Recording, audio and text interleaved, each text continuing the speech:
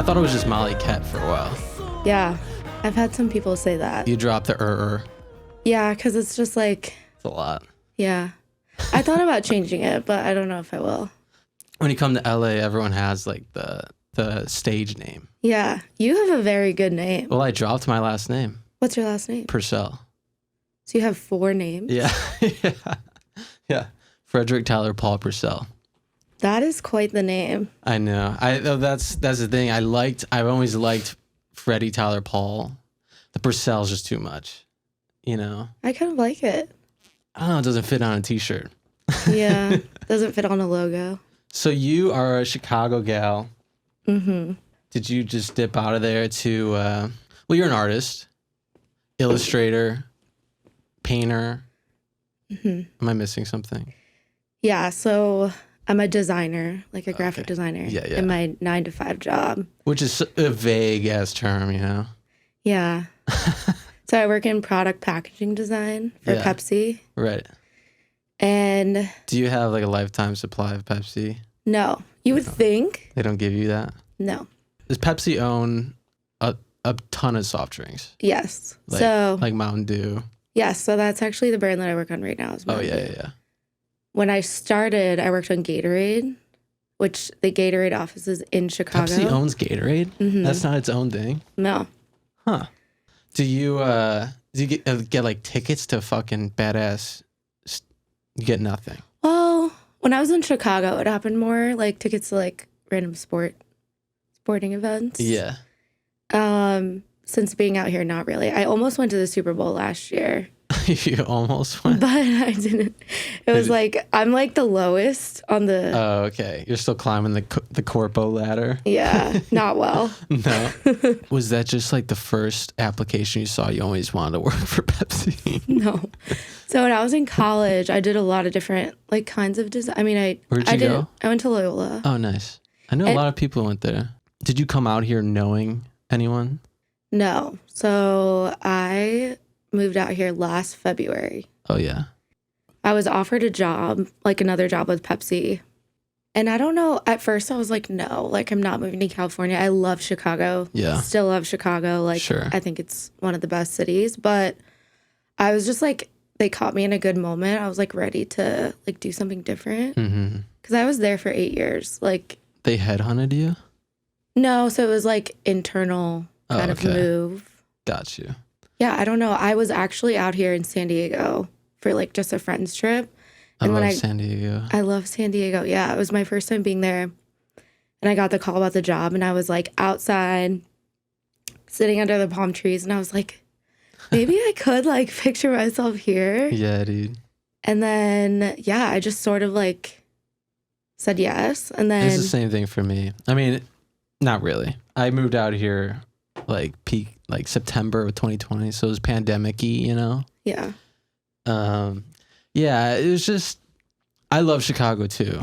And I'll always love Chicago. And I wish I was back in Chicago.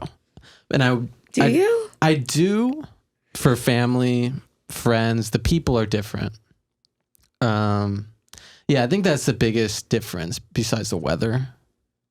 But the people are very different in how they, I don't know. I don't want to talk bad about, because there's great people in LA too. But there's I don't know, there's a shallowness to LA that I think a lot of people understand just with the entertainment industry. To climb those ropes. There's just a different type of competition out here. So what like made you like dip out? Yeah. Well, I came here for music. And that's, dude, music has led me in so many different directions. And I'll always do music. It's just nothing for me at this point in my life has been like, wow, this is taking off to a point where I am that, you know? And for me, I've been very keen on not getting locked down in like a 9-to-5 thing. Yeah. And so it's been partly because no one wants to hire me. but I don't believe that. but it's partly I just need flexibility in my life, like that. I learned that very quickly back in Chicago. Like I worked some full-time jobs, and it just does not click with my brain. Yeah. Like I need to be out and about during the day. Were they like were they creative jobs or what? There were a lot of different jobs. Mm. I think very quickly on, when I was a senior in high school, I worked for like 4 months for this property company, and it was an internship, but it was a paid internship. Mm-hmm. And that was like an early life lesson of me being like, holy shit, I cannot sit at a desk and do this for another month, let alone 40 years like the people who were working there were doing. Yeah. And then music took over my life. And I think the thing for me with music was like there was so many different facets around it, like the designing, the merch, the photography, promotional aspect, the marketing stuff that I love. And I still do some of that with one-off freelance gigs that I do, but not I don't have any like consistent clients that I'm like totally in the trenches every day working for. And I don't know if I'll ever do that. So when you moved out here, did you hear like all the bad things about LA? Because that is something. Yeah. That's something when I like what? When I told people I was moving out here, it's like no one had anything good to say about LA. It was like the traffic, the earthquakes, and of course the people. Everyone's like, have you felt an earthquake? Yeah, I felt the last one. I haven't felt a goddamn thing. It wasn't. Well, I think it was in Malibu. Okay. And it was in the middle of the night, and I woke up and like I had a friend staying over, and the bed was shaking. No fucking way. And she was sound asleep, and I was like, oh, and then I went back to sleep. Dude, I would sleep through that shit. If anything, it would be like, oh sweet, someone installed a massage component to my mattress. You're like, it's kind of nice. Yeah, I kind of like the earthquakes. Bring them on. I'm waiting for the big one. The big one's coming. I was out with some girls the other night, and they were all talking about their tsunami route. And I was like, what is that? Because one of my friends like lives on Venice Beach. Oh, yeah. She was like, well, like I have my bike, and like if that happens, I'm just going to like get out of there. I'll get to someone with a car. And I was like, I've never even thought about that. I've thought about that a little. Well, you go down to the shoreline in Long Beach, and there's a cliff that brings you up. It's not like Venice is a straight shot from beach to inland. Even Santa Monica is like up. Yeah. And like where I am, I think I would be okay. But yeah, if a tsunami came, I don't know what the fuck I would do. Because there's no fucking way you're getting out of the city. Right. Because everyone's going to destroy the 405 or whatever. Like I'm not trying to be stuck in a car. In water. Yeah, I'm not dying in my fucking Hyundai, dude. My apartment's only 2 floors. I live on the 2nd floor, so I'm like, you're fine. I could go to my roof, but yeah, that's the scary thing because you don't know. Or at least I don't know where all the tectonic plates are. Who does? So I don't know. I don't know where it would occur. Like the earthquake, tsunami, like ground zero would be. Like, when does a tsunami hit California? I don't know. I couldn't tell you. You're asking the wrong person. I thought you were a geologist. I'm like, what's a tsunami? Yeah. Did you see the shit happening in Turkey? No. 2 massive earthquakes just happened in Turkey like a couple days ago. And it's like 2 like 7.7 level. Oh, I think I did see that, and a lot of people died. Yeah, that's crazy. Yeah, like those dudes, what do they call them? Like the white helmets, you know what I'm talking about? It's the same thing in like Syria. I think they're like Syrian based like rescue dudes who like go into these situations and help get rid of the rubble and uncover like people and, Yeah. and bodies and whatnot. Yeah, that would be fucking terrifying. Yeah, and then just put water in it. It's like that's a tsunami. Like, Yeah, dude, you better have a good life raft on deck. I know. I'm gonna be on my roof. You're gonna have to come rescue me. Yeah, You're like, I'm not going into the or city. order like something from Amazon. They'd bring in a drone, and then just hold on to the drone, and then hopefully they bring it back to like inland or something. Yeah. I'm just not gonna think about it until it's a problem, which is like Yeah. an issue. But Yeah. Well, coming from Chicago too, like it was kind of like we're being inland city wise, we didn't really deal with like tornadoes or anything. mm-hmm. But, Yeah. But I did spend a lot of time in like Wisconsin and just like other parts of the Midwest where it's like Tornado Alley and shit. I could imagine like living in Kansas and like every year like your neighborhood gets wiped out or something. Well, where are you from? Like are you from the city or? I was born and grew up in Des Plaines. Okay. Do you know where Peoria is? Yeah. That's where I grew up. I was just talking shit about Chillicothe, Illinois. Chillicothe. Fuck those guys, dude. Dude, those cops put me Did through you go the to summer camp? Yeah. Oh my God. Those cops. You were asking for it. Dude, that was one of the weirdest music festivals I've ever been to. It's like scary. Have you been there? Yeah. Yeah. We used to like sneak in high school. Yeah. Yeah, it's super It's easy. scary. Like, You want to hear something about, first of all, summer camp is Wook City, dude. yeah. It's not like Lollapalooza where it's like, Is that your vibe? nah, it is, but it isn't. Okay. It's become just like 10-year-olds on DMT and from Naperville. Ketamine. Yeah. And summer camp, I remember it was like the first or second day there, it like downpoured. And so the entire festival was just a mud situation. Yeah. And all these wooks are walking around like barefoot. And I think it was like day 2 or 3. I remember getting up early and walking up the street. And like there's this main strip where all the stores are, you know? In Chillicothe? No, in summer camp. Where all like the vendors are. Yeah, yeah. And like on the other side of the street is like camping. Mm-hmm. And every morning a garbage truck would come and collect all the garbage. And I remember I was like up really early, I think like using the restroom or something. And I walk up this hill because it's a hill where this garbage truck ends its mission. And in the way the garbage truck was working, it would squeeze all of like the garbage and compost and whatnot. And I remember seeing all the juices coming from the bottom of this garbage truck and pouring into the camping area, into people's tents, into their tents. And some of them are sleeping, some of them are freaking out and trying to My God. Just move their tent. And I'm like, dude, if that happened to me, I'm done. I'm out of here. Yeah. First of all, you're probably catching some disease, some immediate disease. Yeah.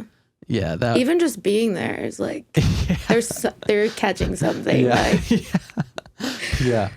I remember too that storm that I was saying. Like some dude was like hiding under a tree and like got electrocuted by thunder or something. It was just that kind of festival. And I feel like no one cared. Like everyone's just so.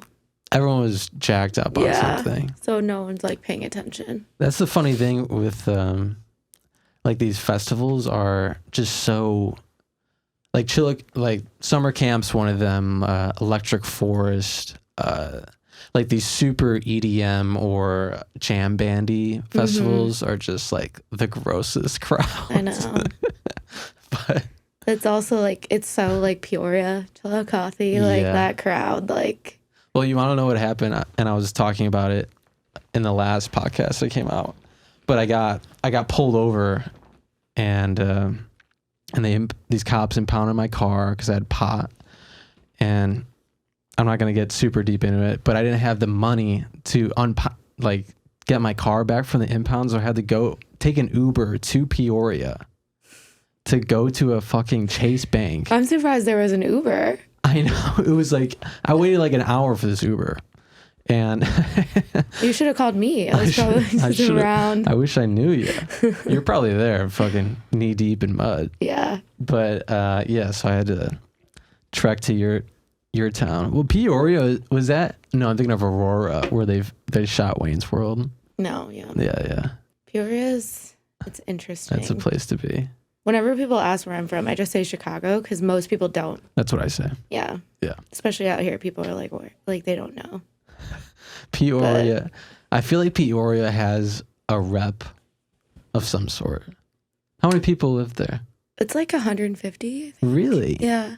And there's like, I don't know if you've been downtown. There's a whole downtown area with a river. And it's actually really... Is it?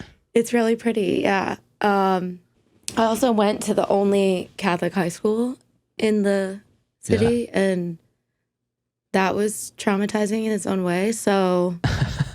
Yeah. That kind of skews my view, but also I look back at it now and there's some charming parts. Like it's not all, sure. Especially like it's not really hick town, like in the city. Yeah, I take that back. That is take it back. Hick. I take it back. Did you feel like you had to get out of there? Yeah, definitely. I was feeling that way. Like in high school, I almost went to school in Savannah, Georgia, to SCAD. Oh yeah. Which is an art school, but last minute I like changed my mind and I was like, no, I like something about Chicago was like calling me to go there. And maybe also it was because it was a little closer and like. Did you spend time in Chicago at all growing up? Yeah, it was kind of like a weekend. Like you'd go up there on the weekends, sure. And it was like a huge deal. Yeah, it was like a big deal. You'd like take the train up. That is a big deal for you. That's a whole day's track. Back then it was, yeah. And there was something about like I wanted to be around people that were not all artists, like and designers, and because that can get, I don't know, a little bit like it's so competitive. Yeah, you start comparing yourself to other people and their successes. Yeah, and I was just like, I want to be surrounded. I want at least somewhat of a college experience, and so that's how I ended up at Loyola, which was great. But dude, Loyola, my dad went to Loyola. For high school, for college, and dental school. Wow. He was a Rambler through and through. Wow. Go Ramblers. Go Ramblers. Sister Jean. Oh yeah. She passed away recently? No. She's still kicking it. Whoops. Whoopsies. Don't jinx it. She's gone. I jinxed that one. How dare you? I'm leaving. Was Loyola your first choice then? Yeah, I didn't see that many schools. Yeah. And I will say, like, the art program there is not, like, I think there was, like, 50 people that had the same major as me. It was very small. I almost went there for music. Really? Yeah. Where'd you go instead? I ended up getting my music theory degree from Harper and Palatine. Okay. And then the Art Institute for audio engineering. Oh, cool. And I just didn't want to deal with... student debt. Yeah. It's expensive. Yeah. But is there a music program is it good? I don't know. And I think that was part of the thing. I was like, I couldn't find like enough information about it. I'm like, I'm just not going to take a risk on it. Yeah. You know what I did this morning? Tell me. I bought a round trip to Warsaw, Poland. Really? I'm going to backpack Europe in September. What? Yeah. That's amazing. I know. I'm just. How'd that get in your head? Well, I've been fantasizing about it for forever. And I've just been researching it. And I've just kind of whittled down the budget and the viability of doing it without going broke. Mm-hmm. And partly also like I had my first gallery in Chicago last summer. That's exciting. And it was like the best time ever. And that's what also like funded like all of the clothing that I'm doing. And if I can... That show? Yeah. That's awesome. Yeah, it was really good.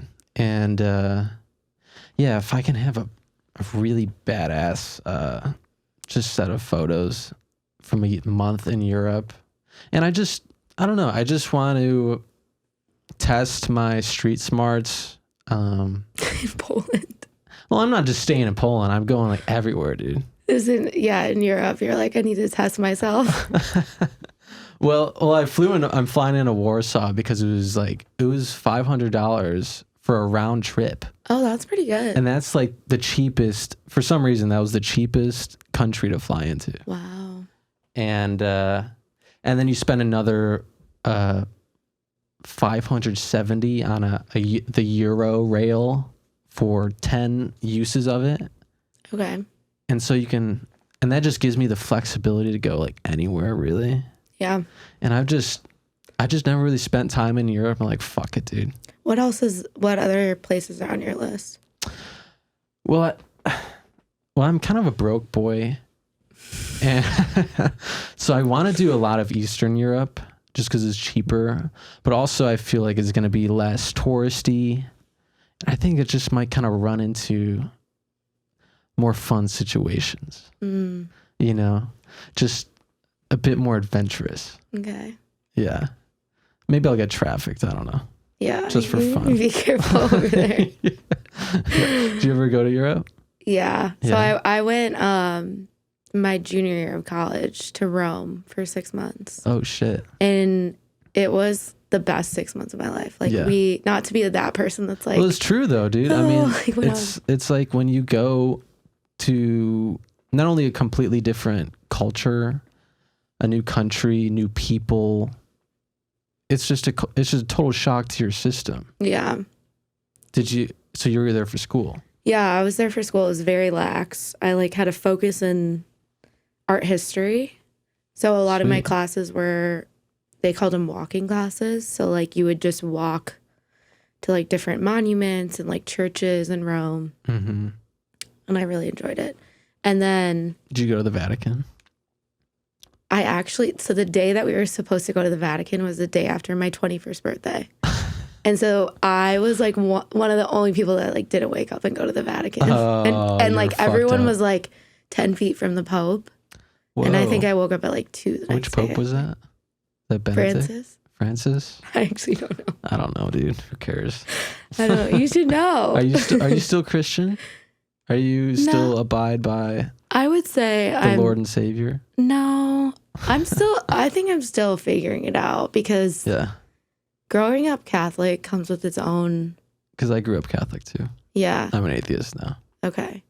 There's a lot and I'm sure you can relate to this, a lot that you have to unlearn or like at least experience things for yourself where you can be like, that absolutely was not true. Or like, I kind of felt like an atheist by like 5th grade. Really? Doing those like dumbass religion worksheets. I'm like, fuck God, dude. Do you want to know? I was talking to one of my friends that grew up Catholic, actually like a whole group of people. And we were talking about in 8th grade. So this was when when we were like 13 or 14. Uh-huh. Our grade schools made us go up on the altar in a church and sign a petition saying that we would not have sex till marriage. Oh my God. In front of everyone. Really? And like we were just... Wait, like during mass? No, it was like a whole separate thing. And like... That's you're so 13, bizarre, you dude. like haven't even had your first kiss yet. And you don't even know what that is. Yeah. Like, and just looking back, like we were all laughing about it, but I'm like, that was pretty messed up. Like, that is...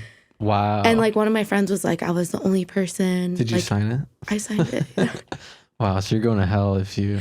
Yeah, I'm already damned. Damn, you're already done. But Wow. like, there's stuff like that you just look back on and you're like, That's bizarre. Especially before you even have an opinion about things. Like, you're not given the full... You want to know, in eighth grade, you know Stations of the Cross? Yeah. You were Jesus? I was Jesus Christ, dude. I played Jesus Christ in Stations of the Cross for 8th grade. And you already knew your name. Yeah, I did. I was just having fun. It was a good time. Wow. But do you have long hair?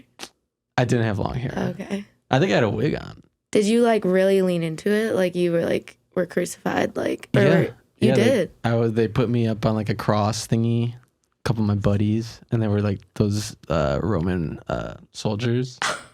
Isn't that like that's so messed up when you look? Yeah, I got crucified, and honestly, That's kind of the way to go. That's the way to go, dude. What? If To get crucified? instead of getting like dying of old age, dude. Go out with a bang. Crucify me, dude. That sounds awesome. That's so metal, dude. It's so punk. Yeah. Yeah. I think it would be kind of sick. Wow. So you're still figuring it out. Yeah, I don't know. I don't have an answer to that right now. But I think I'm definitely... Would your parents be like...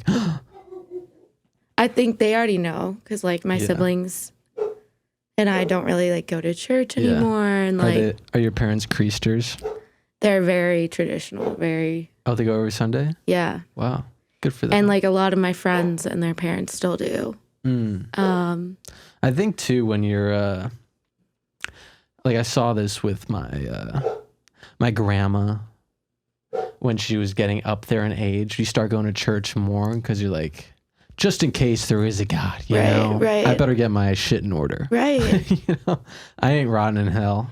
I feel that way kind of already. I'm like, because I mean, this was like a whole conversation I had with my therapist one time. It was like, I just feel like people lean on it to make themselves feel better. Yeah. Where they're like, I don't know. Like, I don't know what's going to happen. Mm-hmm. And my therapist was like, well, what's wrong with that? And I was like, yeah, there is kind of nothing wrong with that. Like, it just makes you feel better. Yeah, it's like its own therapy for some people. Yeah. You know, just putting their belief in whatever.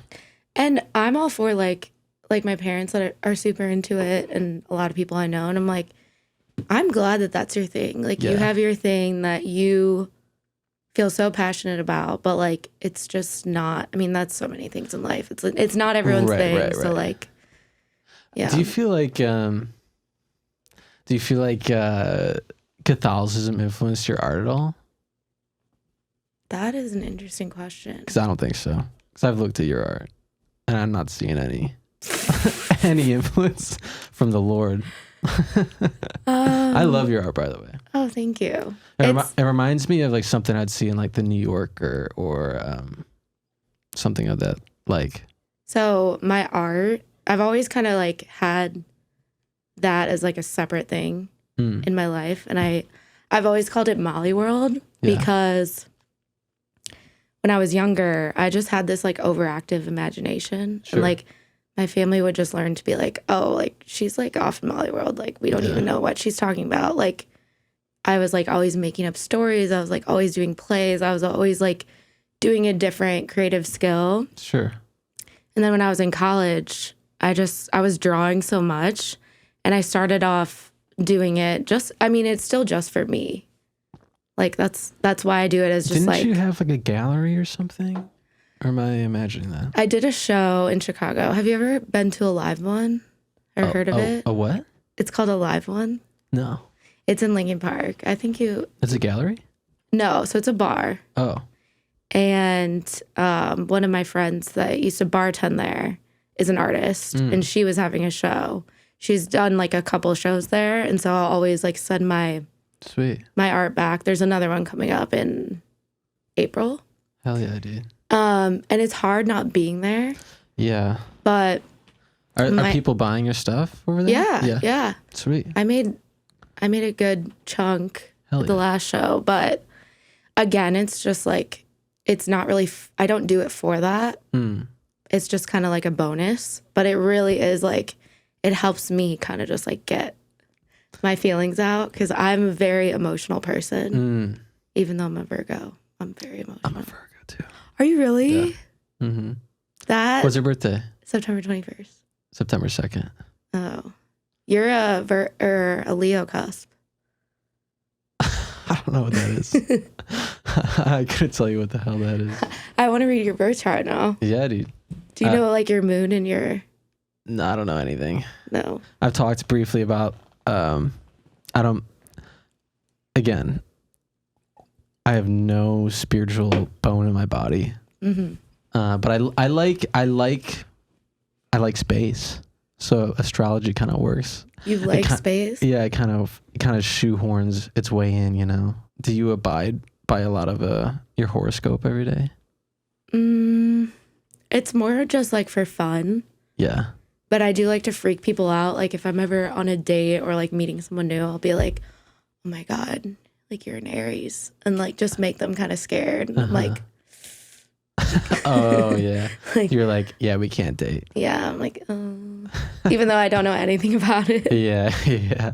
And some girls are so deep in that world, they're like, they won't even talk to a Capricorn or something. It's just fun. Like, yeah. I don't see why not, you know? Yeah, it's fun. I feel like I'd never like spoke of astrology in Chicago ever. Like no one even until I got to LA and like everyone's like asking me what my sign is and shit. Yeah. I saw it in both cities. Did you? Mm-hmm. It's also like I think women more so are sexist. It's true. I don't know. I think it's heavily female oriented. Yeah. Probably because guys are like fucking up so much and like us girls need to make sense of it. So we're like, all right, let's see what his birth chart says. Oh, he's a fucking Aries. Oh, dude. This makes sense. Classic Taurus move. Yeah, classic. Yeah, dude. Yeah. What are Virgos known for?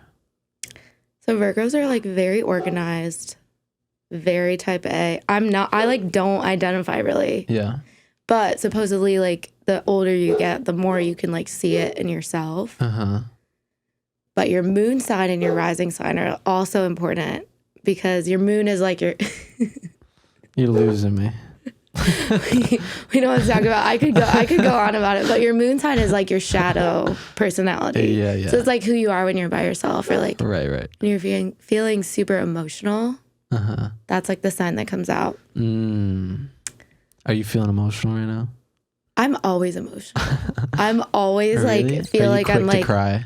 No. Oh. But I just feel like there's just like a lot that I just need to like get out, you know? You don't feel like that? No. Like when you're making art or making music or like... I feel like, I don't know. I feel like I inherited this from my dad, but I'm very level-headed, like very, very practical or technical. But I don't know...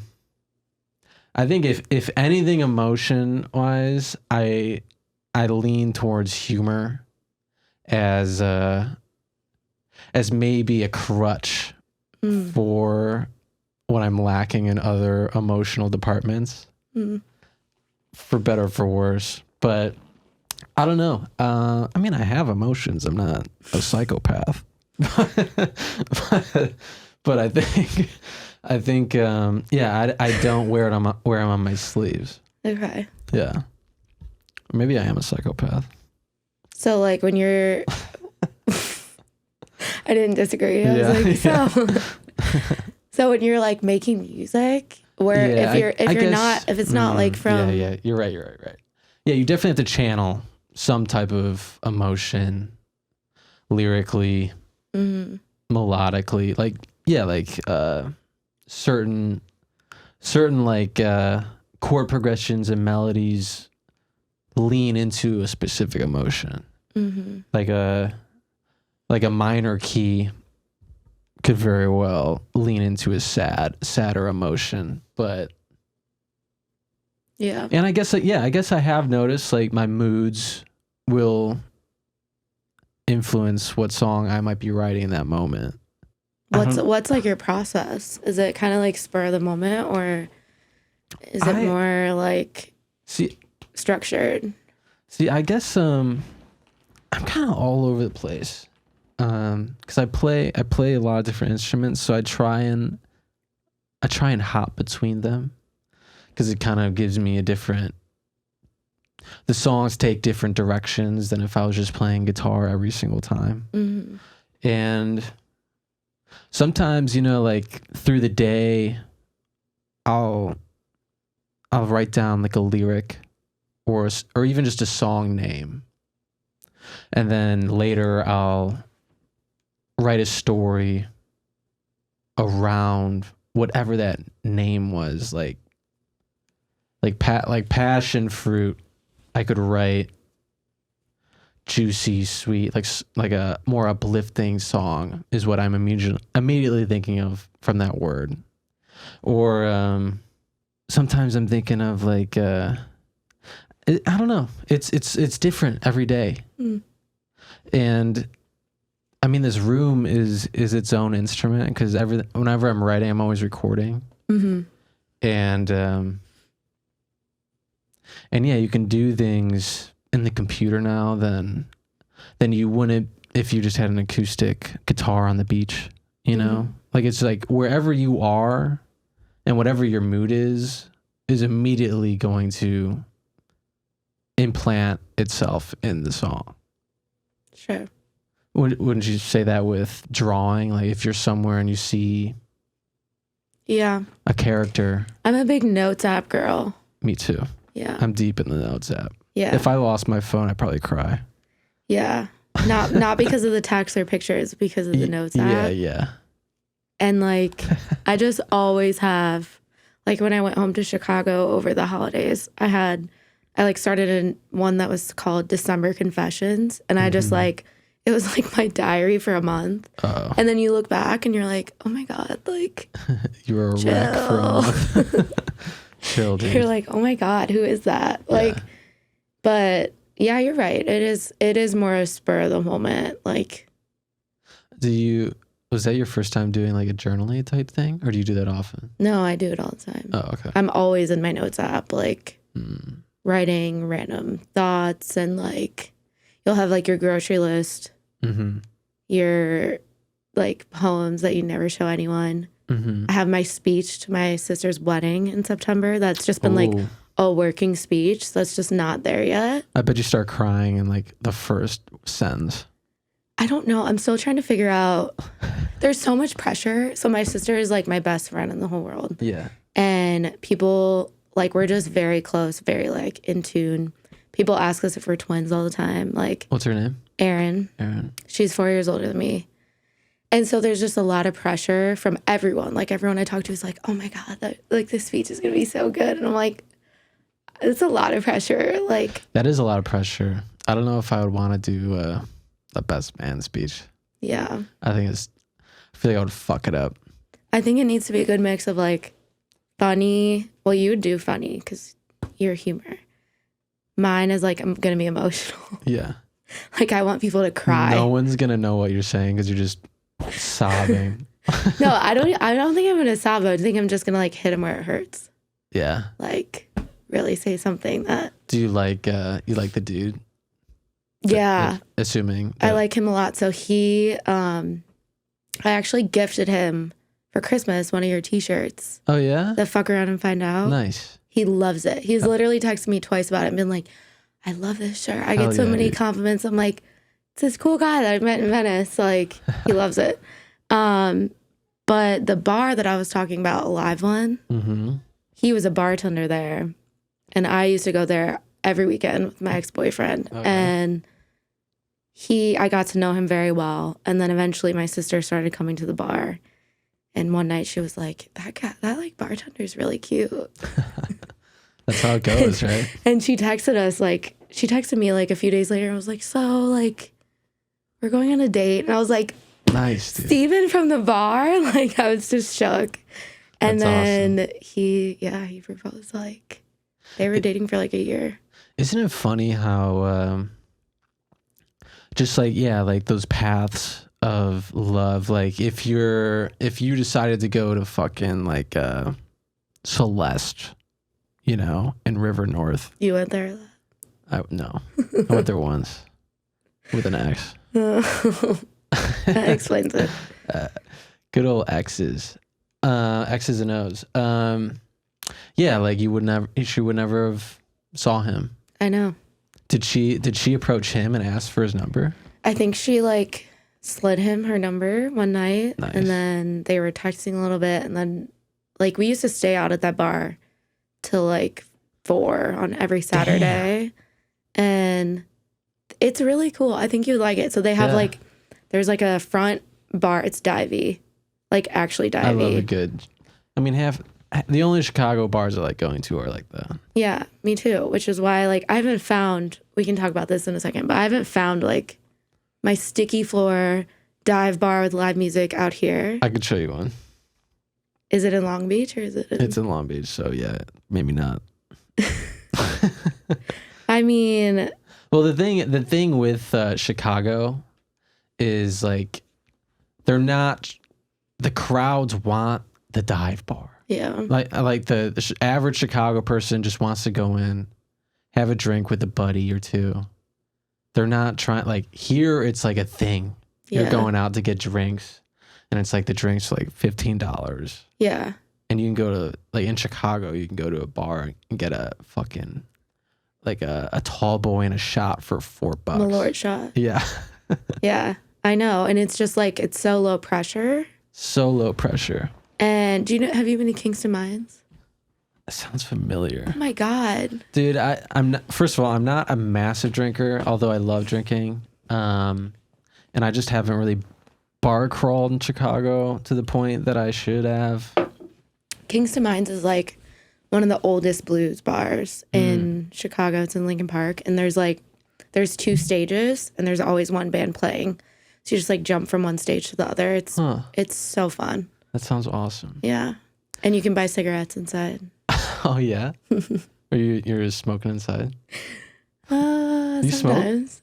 No. Sometimes. Marijuana or ciggies? No, I'm not like a good high person. No, No, not at all. not ever. Like some nights if I'm feeling like, I don't know, I'll take an edible or something. But Yeah. Was there a moment where you're like, wow, this is not for me? yes, Like out like out I thought and I was about? gonna die. Yeah. Yeah. Where? So I was a sophomore in college, and my friends and I went to Cortino's. Do you know where that is? No. It's downtown. It's like an Italian restaurant, but it's very casual. Cortinos. It's pretty like cheap for like being nice Italian. Uh-huh. And before we went, one of my friend's brothers were in town, and she was like, I think we're all gonna like take edibles and go to this restaurant, which already that sounds like a bad idea. But I was Sounds like like, a great time. I was like, okay, like let's. I had never taken an edible in my life, Uh-huh. and we took edibles before we went. And I remember I had like the bottom of the bag, like it was like the crumbs that were left. Oh, you were getting like So it was like the key. all the saturated, Yeah. like, yeah. That's And awesome. we went to the restaurant and we sat down. There was like a group of 8 of us. And one of my friends got up to go to the bathroom and she never came back.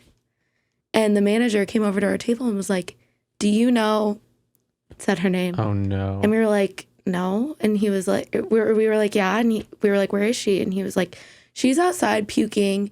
And like, you guys need to go close your tab and go out and help her. I go outside. There's like 5 managers around her. She has her head between her legs. She's puking into a bucket. Oh my God. And they're like screaming at us. They're like, what did she take? This is like a nice restaurant on a Friday in downtown Chicago. Why do they care? I think the risk. I don't know. The liability. I feel like I've never been to a restaurant that's like he's thrown up outside. Like It was not where you like throw up outside. no, And it's not a cool when spot. as soon as I saw her, like with her head between her legs, it hit me like that. And I was like, oh my God, like I'm going to die right now. Like I was like, my heart was beating so fast. And I was like, I remember I had my phone in the car, probably in the notes app. And I was writing like a goodbye to my parents. Wow, dude. Because I thought I was going to die, but I don't think I'd ever been that high before. Yeah. And I was like, this is What about bad. the other people? Were they big too? They were all bad too. Yeah. But like, Did you just have like a bad batch of edibles or something? so we had talked to like other people that had also like gotten that batch, and they all had a bad experience. So I think we thought they were laced with like acid or something because they What? were bad. Like You should send a strongly worded email to that brand. it was like homemade. Oh, it was like in a Ziploc bag. Oh, okay. That's what I meant when I said like the bottom of the bag. I got you. Yeah. I thought yeah, okay. Yeah. I never really had any terrible experiences with pot of all. I mean, I've definitely been crossfaded, Yeah. where it's like alcohol mixed with being baked. That has been a treacherous evening. Mm. But I don't think I've ever You never thought you were going to die? No. Oh, actually, one of the first times I got high, it was one of my first times smoking out of a bong. It was in the basement of, we called it Ember Omega. It was like a frat house that my band and I lived in. And it wasn't a real frat house. We just called it that. And and I remember smoking out of this bong, and I was laying in this couch, and like when you smoke a bong, you get high like immediately. Mm-hmm. And I remember I feel like I was watching myself like third person, like glued into the couch, like you know those scenes in like Grey's Anatomy when like someone's dead on the operating table. And you're that like, is not fun. Yeah. Like, didn't that scare the shit out of you? Like, yeah, I'm thinking of it, and when I was in the couch, and I remember like someone coming downstairs, and like them trying to talk to me, and I'm like zombified and could not. I was saying you something. were probably like watching from the other side of the room. Yeah, my soul was in the corner of the room. And I remember I said something to them, but it was like whatever was leaving my mouth was not me talking. And I remember getting up and somehow like stumbling myself up to my bedroom and laying, and right when I hit the mattress, just like the world started spinning, dude. And then I fell asleep. That is like terrifying. Yeah. That was probably one of the highest I've ever been. Because when you're first starting to get high, you have like zero tolerance. Yeah. And have you ever done a gravity bong? Yeah. Like a homemade, like. Yeah. Those are scary.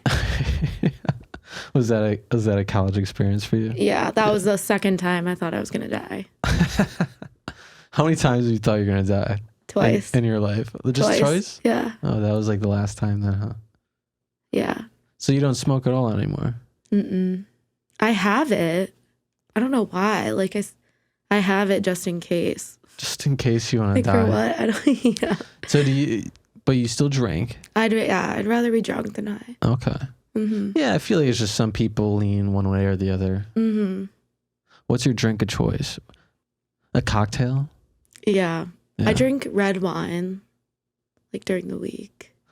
During the week? Yeah. Like with dinner? Yeah, like making food, or just if I'm like, I don't know, having a glass before I go to bed or something.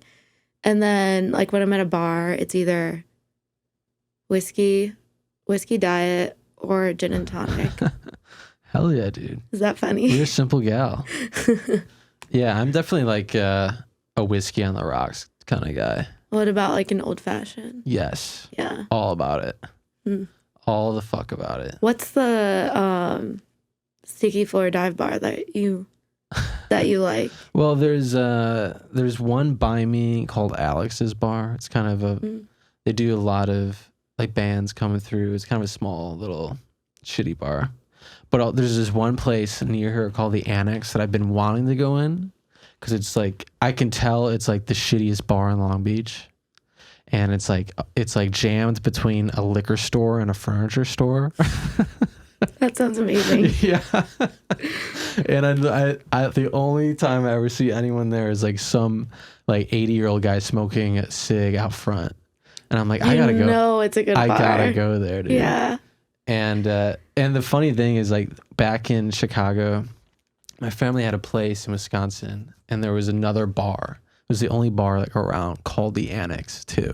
Really? And it was also like the shittiest bar like in the Midwest. They're sister bars. Yeah, they definitely are sister bars. And yeah, dude, the Annex, something with that name, it's like the owner's like, wow, this bar sucks. Let's name it the Annex. Totally. You gotta go. Yeah. Oh my God. It's like one of those places like Guy Fieri would stop in. Just to say he's been there. Yeah. Yeah. Yeah. That's so What's funny. the worst bar in Chicago? There's so many. Yeah. I just got so sick of, okay, well, I'll tell you the best bar in Chicago. Yeah. I live and die by this. Stout. Stout? Closed. It's in River North. Oh, it closed? It was one of the best bars. Like to this day, I'm like, I'll come back to Chicago if Stout opens up again. Like, Damn. so fun. It's always sad seeing a bar close down. Yeah. It was one of those like big circle bars where you could just like kind of like Oh yeah. make laps around. Yeah. Get a little workout in. Totally. At like 3 a.m.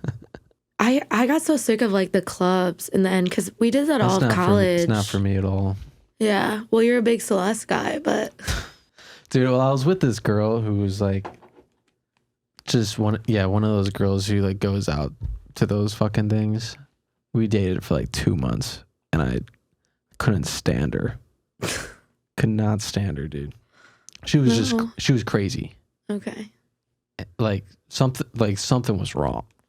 And but yeah, I mean the Celeste, the disco floor, you know? Yeah, disco upstairs. That was fucking fun as hell though. Yeah, that's fun. I had a good time. But then I went to the bar and it was like $20 for like a sip of alcohol. Yeah. The places I hated in the end, mostly, Bounce, terrible bar. Terrible bar. Yeah. Concrete Cowboy, terrible bar. Or what's that Crow one? Old Crow in Wrigley is pretty fun. Yeah. I have a friend that lives in LA now that used to work there. Everyone goes there. Yeah, Wrigley is like a whole different beast. Yeah, Wrigley. I'm just such an old soul. I miss what Wrigley used to be. It's just like this super just commercialized. Yeah. Have you been recently? I mean, when was the last time I was in Chicago?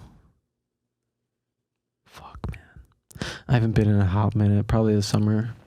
This past summer? Yeah. Oh, so you've seen it like recently? Yeah. There used to be, so my sister used to live on Addison. Like when the Cubs won the World Series, she was on Addison. Mm-hmm.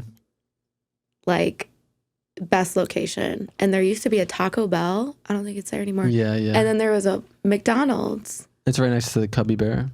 Or the Cubby Hole? Cubby Bear? The McDonald's was. And it was a walk-up McDonald's. So like in college, we would just go out in Wrigley and then we walk up like, and you'd always make friends there. Yeah, dude. It was always so fun. Like that's what I loved about Chicago. Granted, I mean people do it all year, but like the summer in Chicago, unbeatable, dude. Like those 2 weeks, those 2 weeks of summer, you know. I mean, what is it, like 3 months? That's all you get. But yeah, like, dude, it's electric, man. yeah. And just there's so much to do. There really is. Yeah. And I'm such like a fucking nerd. Like, dude, I go to the museums every year when I'm there.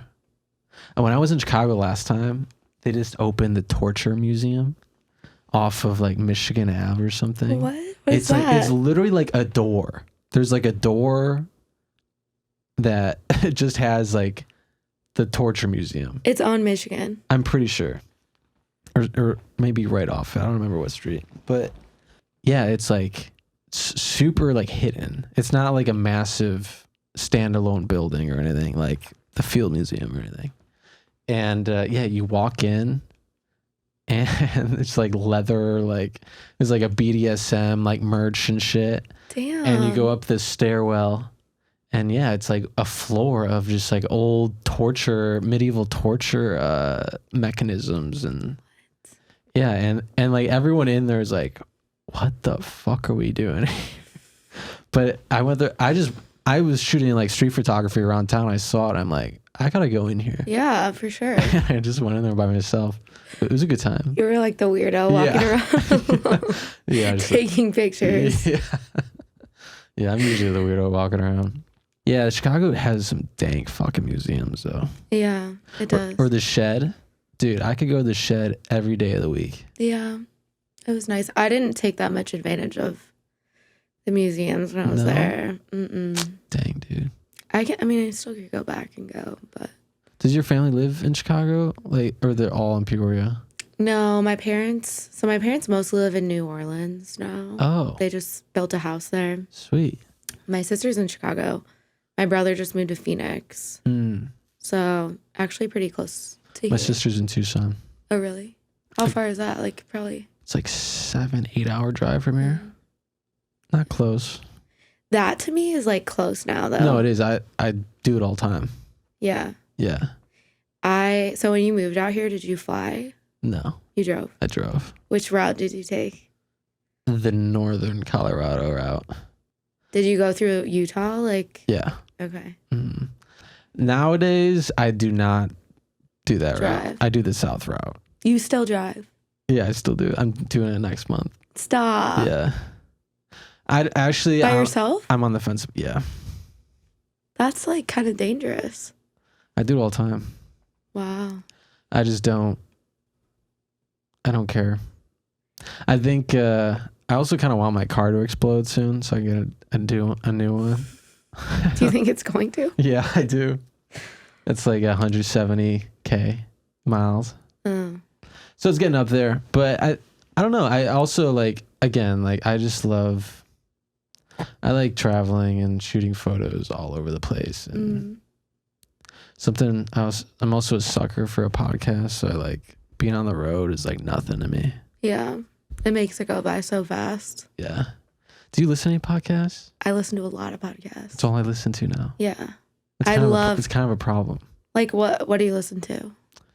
I love Stuff You Should Know. Do you listen? It's so random. Yeah. Chuck and Josh are hilarious. I love the MP, what's the Hidden Brain?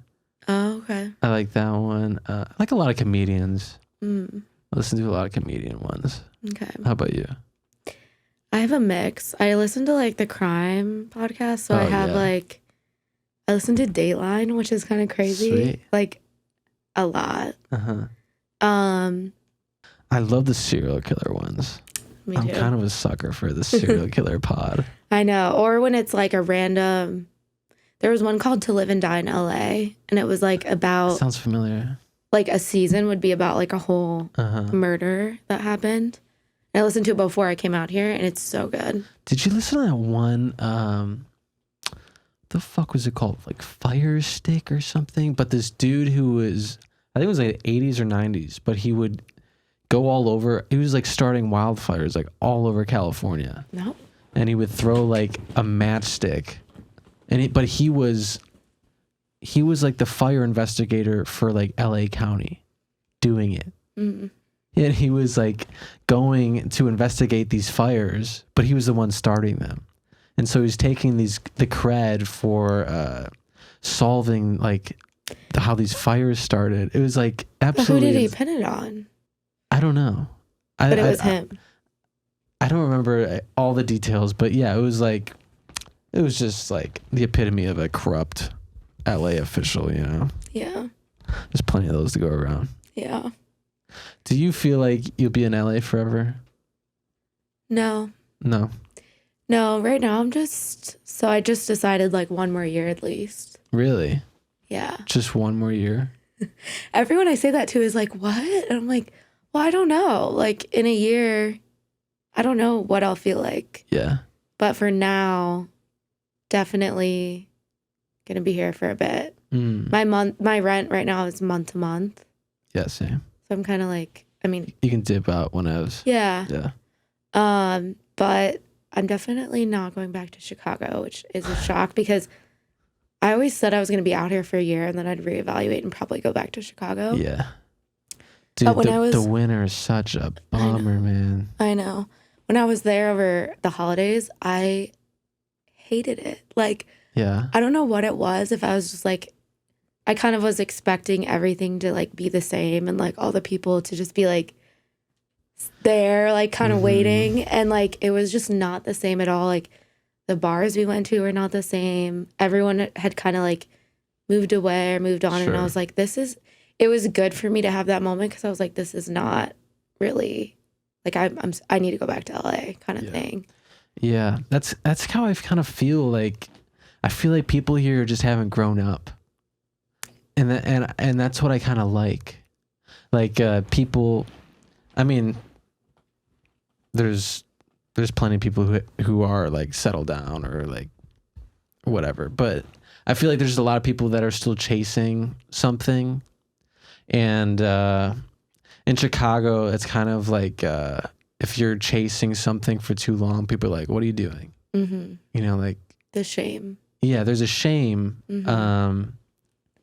And here there's no shame. Yeah, it's encouraged. It's encouraged to be a little wanderlusty, you know? Yeah. Well, when you were saying earlier, like the people in LA are different than the people in Chicago, all the bad things I heard about the people in LA, I really have not experienced that at all. Yeah. And it's refreshing. I think maybe just being in like a creative field, like it's refreshing to meet people who are also like have these big like dreams and like they have these big aspirations that they want to go after. And I didn't really get that in Chicago. Like you were saying, like they get to 27 and they're ready to settle down. And then there's that pressure. Whereas like when I go out here, like you meet so many people that are like, I'm an actor, but I'm also like doing art on the side, but I'm also like trying to do this and that. And like that is inspired. That's cool, I think.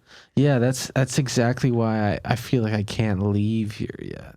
Mm-hmm. And like everyone here inspires me, dude. And it's like, damn, like I see people doing things that I think are awesome. Like I want to do that. And then you do it and no one cares. And it's so easy to connect with other people. Like everyone's willing to teach each other or share info on how to get into it. Mm-hmm. And it's so easy to like, at least try and act or go to those markets and try and sell your art, you know? And I mean, you can't do these markets year round in Chicago. No. And dude, that's my main income right now. The markets. Yeah, I'm doing really well at them. And that gives me the flexibility to do so much other creative shit during the week. It's like I can't get out of that lifestyle right now because I'm kind of in love with it. You're like hustling. I'm doing a lot of shit, yeah. You seem like someone that has a lot of different, which is good. Yeah. You just have a lot of different like interests. Uh-huh. And I feel that way about myself sometimes. I'm like, I'm always trying to like learn a new creative skill or like. Yeah. Well, I get bored. And I think that's part of I think it's a problem in its own way. But I get bored real quick of doing something for too long. It's like, but again, like it's with the music thing, it's like, you know, there's cycles. Like you write the music, now you gotta do some videos, or now you gotta there's just different streamlines of income you can do with it. Dude, COVID was like the biggest thing for me to pivot my life, because like right when COVID started, I dove into photography. Mm-hmm. And that kind of snowballed, or people liked my work, and I was shooting like portraits for people. And now it's like just another tool in your pocket to make some money. Yeah. But also it's like something you love doing. And now like I'm going on this vacation, or what? I'm not even treating it as vacation. Like I'm treating it as work, because I'm building more work to sell. Yeah. It's not just I'm going to Poland, you know? Yeah. And getting lost. You're going to make the most of it. Yeah. But yeah, that's what I like about LA, man. Everyone here might have like a main gig to make some cash, but it's not, they don't call themselves that. Yeah. You know, like, yeah, I'm a painter or an artist. Mm-hmm. It's not my main income. Yeah. But that's what I am. Yeah, that's why the question of like, what do you do is a little bit daunting, because you're like, well, right, a lot. Yeah. But also I feel like all the things that you're interested in, at least the things that I know about, all kind of talk to each other. Like, yeah, exactly. Your photography, like you're able to capture everything else that you do. Mm-hmm. And then like all the art that you do, the t-shirts, like it all kind of talks to each other, which is cool. Right.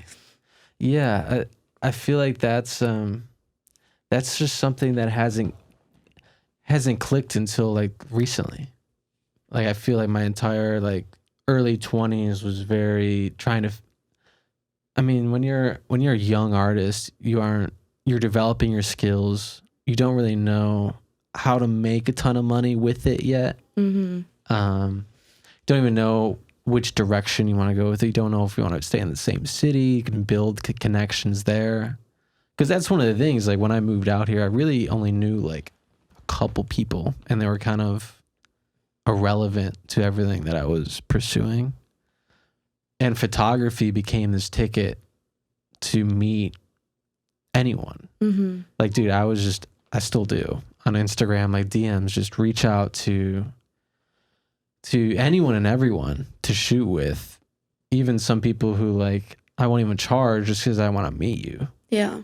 Do you feel like you're meeting other like illustrators being out here? Or is it kind of, you're doing your own thing? No, not really. I mean, I'm just so wrapped up in my like 9-to-5 job, usually. But since I started drawing more, I kind of go through phases where I'll stop for like a year.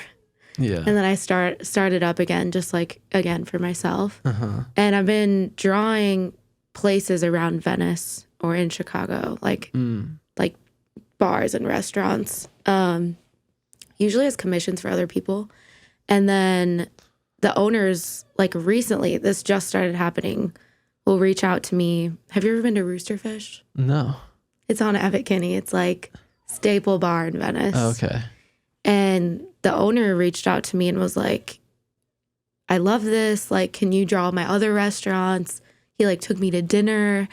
And like now he's opening a new restaurant, and he's like, I need like art for my walls. I need Sweet, like, dude. and so I'm starting to meet people in that way. Yeah.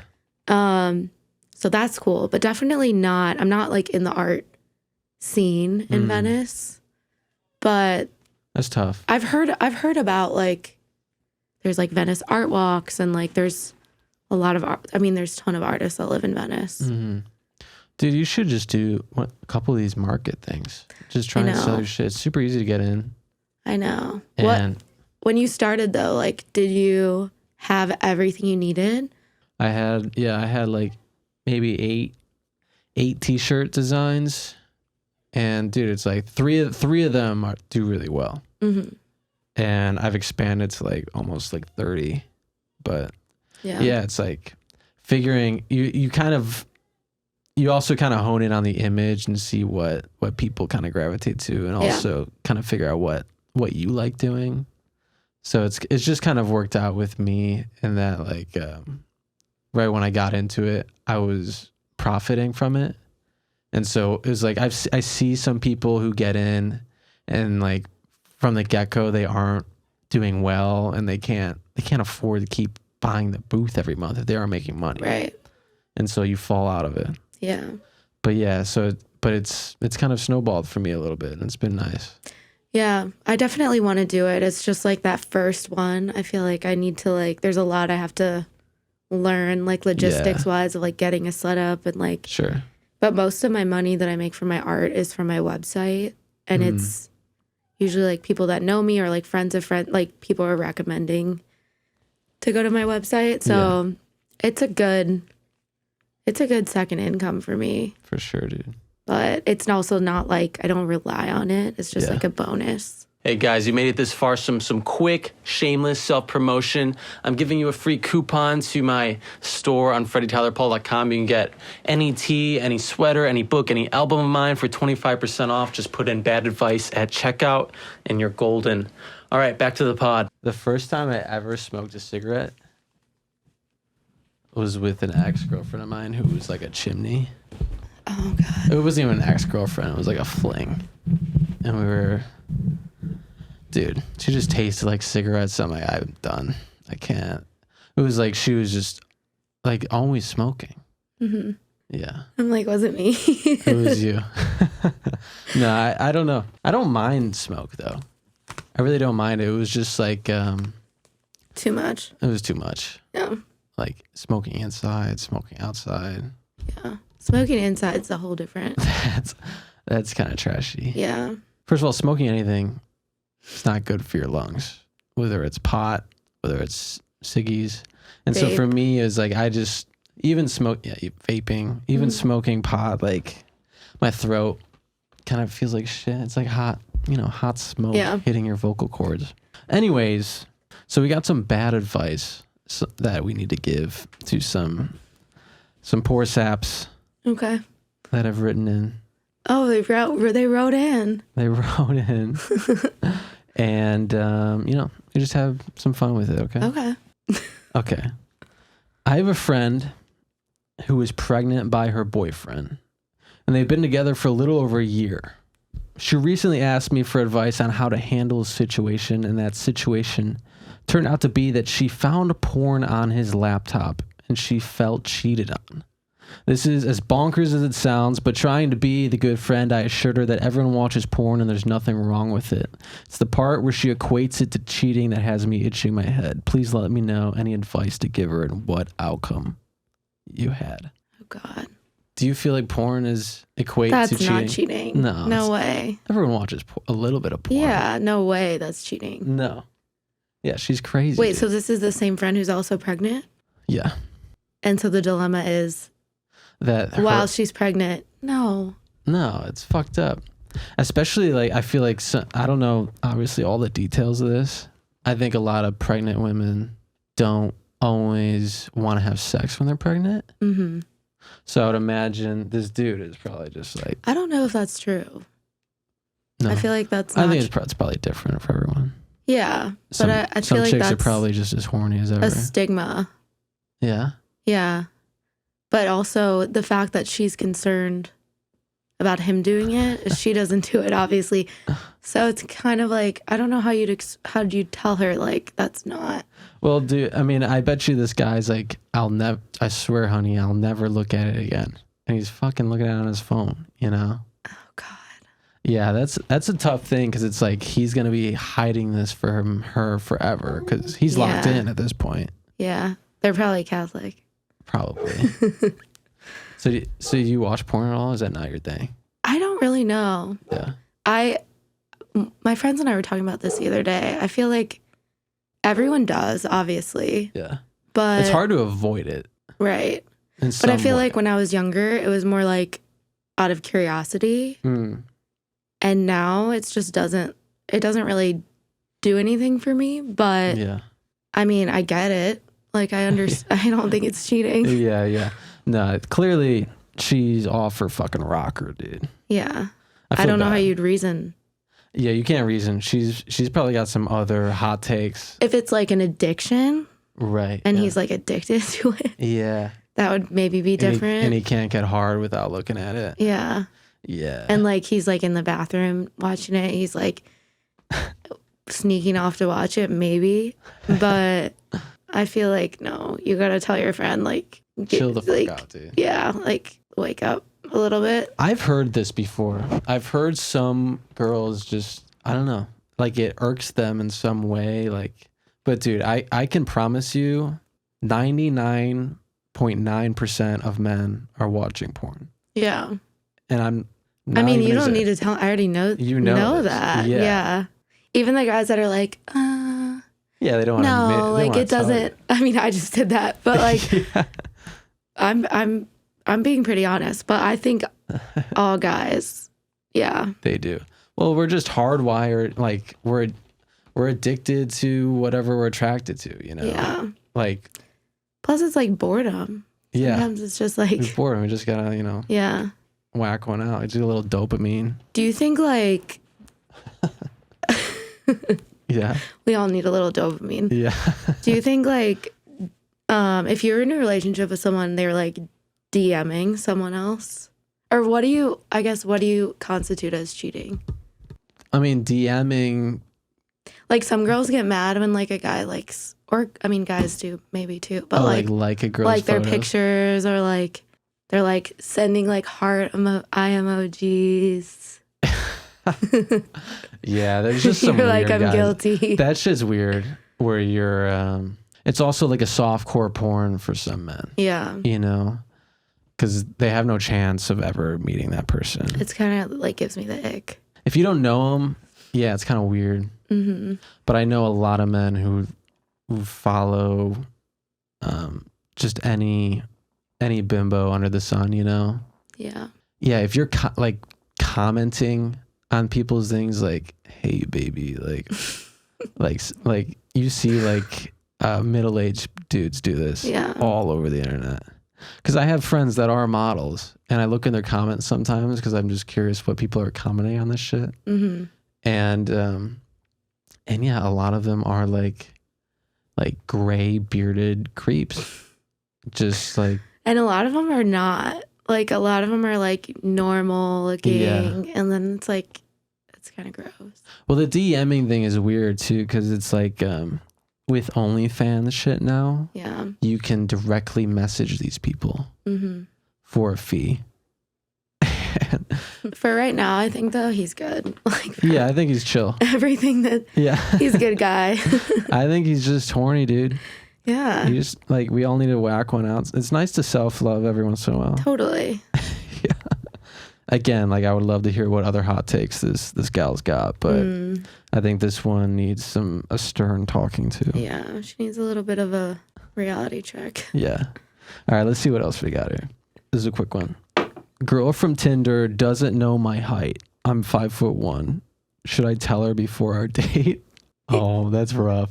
I mean, yes. You should tell. Well, yeah, I guess on Tinder you don't have to show your height. I mean, when you get to the date, she's gonna know. But how do you say that? Like, oh, by the way, I'm a short dude. I'm a short king. Short king, yeah. I don't know. I don't think you should say it. Either they're okay with it or they aren't. And I think that he probably has pictures where she can tell he's shorter. I mean, I would hope. I don't know if you have all photos that's just you. How can you really tell? Like a full body. You need like in your lineup, you need like a full body picture. You can't unless there's a fucking They're all a right roller here. coaster measurement benchmark. I don't think you can really tell. You can tell. Can you? Yes. You Girls can tell. Okay. Especially if there's like pictures with him and his friend. You can tell based off like you know what someone's length of their arms. Yeah. I guess you're right. I guess I'm kind of taller. Like I'm 6'11", 5'11". Yeah. Okay. And like you, I thought you were like 6'5". No, I'm just kidding. I feel like you were the height that I assumed. I'm 5'4". Yeah. Yeah. Which is also average. Which is average for most Yeah. women, isn't it? Mm-hmm. Yeah, I think so. Would you date someone shorter than you? No. No. I mean, who knows? Like if you meet the right person, you Yeah. never know. But I just feel like, I don't know. You need someone taller than you Yeah. who can carry you on their shoulders. Yeah. Yeah. I went on a date recently with a guy who was like 6'7". Oh my God. And I was like, That's a giant. he was like a foot and a half taller, not a half, That's but like, too tall, dude. and I was like, holy, wow. How did that go? It went good. Okay, so I hadn't met up with someone from an app since like 2017. Yeah. And I was just like, I was in the mood. Like, I was like, Fuck it. I was just kind of like, fuck it. I'm like, I just like want to go out for a drink with like someone random. And it went really well. Like, he was really cool. He was a comedian. Oh yeah. Very much my type. He was very tall. No complaints. Like, everything was good. We had a great time. And that was kind of it. And But he was 7 feet tall. Yeah. No follow-up date? I'm just not, like, I have no complaints again. Like, there was nothing weird about him. He was great. But, like, I'm just kind of like, my issue is, like, I get bored.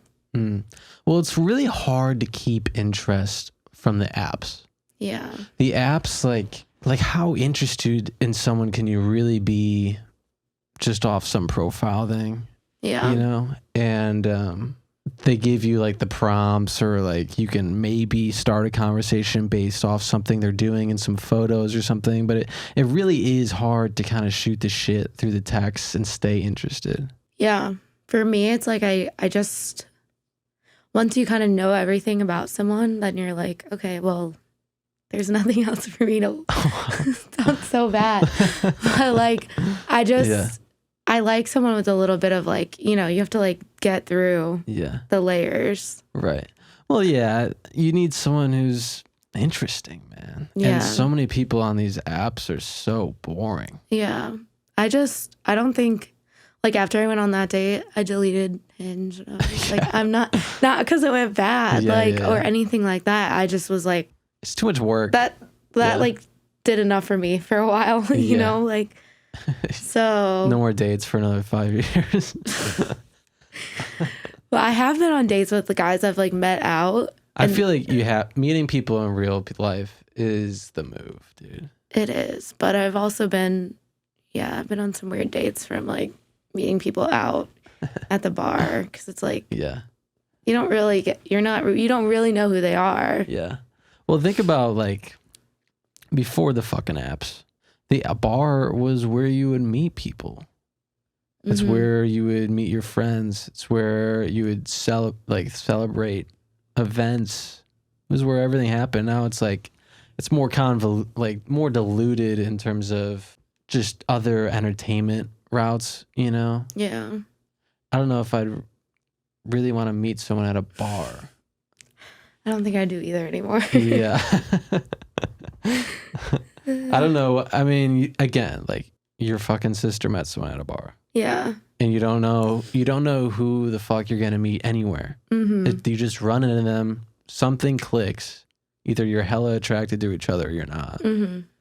And the rest is history. It's just the odds of you meeting Joe Schmo is pretty high. Yeah. You know?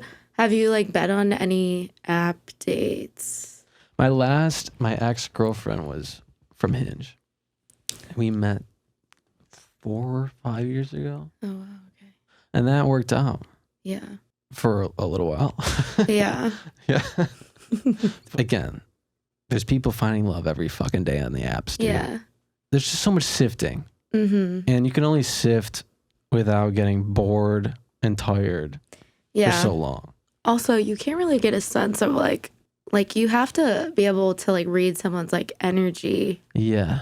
Like someone can be good looking, but like being in person is just different. Totally. Yeah, I agree. That's even why I'm only doing these in person. I'm not doing like the Zoom fucking interviews or whatever. It's like, I don't want to stare at a screen. There's just there's compatibility that an interaction you can only do in person. Plus, like we're on our screens all day. It's like, it's kind of nice to just not. Right. I'll admit, I'm to a degree addicted to my phone. You know, I think everyone is. Yeah. Like we've been conditioned to be addicted to it. We get calls, we get texts from our friends and lovers through this thing. Our work is through it. Our entertainment is through it. Like all of our dopamine, like a large percentage of the dopamine in our life is coming through this fucking phone, dude. Yeah. We've been hardwired to love it, dude. Yeah. And I would love tomorrow to just throw it in the fucking ocean. We should get flip phones. Yeah. Like T9 text. Yeah. And cost like $3 to text each other. We'd have to add minutes on a payment plan. Yeah, some minutes. You're my only contact. Oh God, dude. All the texts are green. Yeah, I'd lose a lot of friends. I've heard stories, back to the apps really quick. I've heard stories of like people showing up and they see a completely different person. Oh, it's so easy to catfish, that dude. scares me. Yeah. Well, how, like, even with the AI shit, dude. Yeah. Like, people are making, like, or, like, you know what disgusts me? Is when I see girls or anyone in life, but doing, like, the face tuning of their photos where they're, like, they look like drawn cartoons or something. I'm like, this is not attractive. It's all, like, the same face. Yeah. Too. Like, everyone that looks alike. It disgusts me. Yeah. And I can't fathom someone. I can't imagine a guy seeing that like, wow, what a bit, you know? Yeah. Because like some people do it to the extreme, right? Where it's like not even a person. Yeah. Or even where some people are like contorting their bodies on top of their face, you know, to appear thinner or curvier. Yeah. Even real life. It's all the pressure of like looking a certain way. Like it's all we grew up with the internet, so it all stems back to that. Right. And just Having all that pressure. the But body it used to not be a dysmorphia. thing. Like Facetune, all of that used to not be a thing. Right. Yeah, you couldn't fix what mama gave you. Yeah, like like Instagram used to just be like, that was like, It was you're you. posting like Right. a picture with like the Valencia filter. Yeah. Dude. Like the Instagram, there was no Yeah, yeah, VSCO, yeah. there was no like Lightroom, like Right. no one was using that stuff. Yeah, you couldn't get away with anything. It was or dude, I see so many people like with like injections in their lips or cheeks out here. And I'm like, again, there's people who are into it. Mm-hmm. I'm not into it. Yeah. You don't need to do it, dude. Yeah.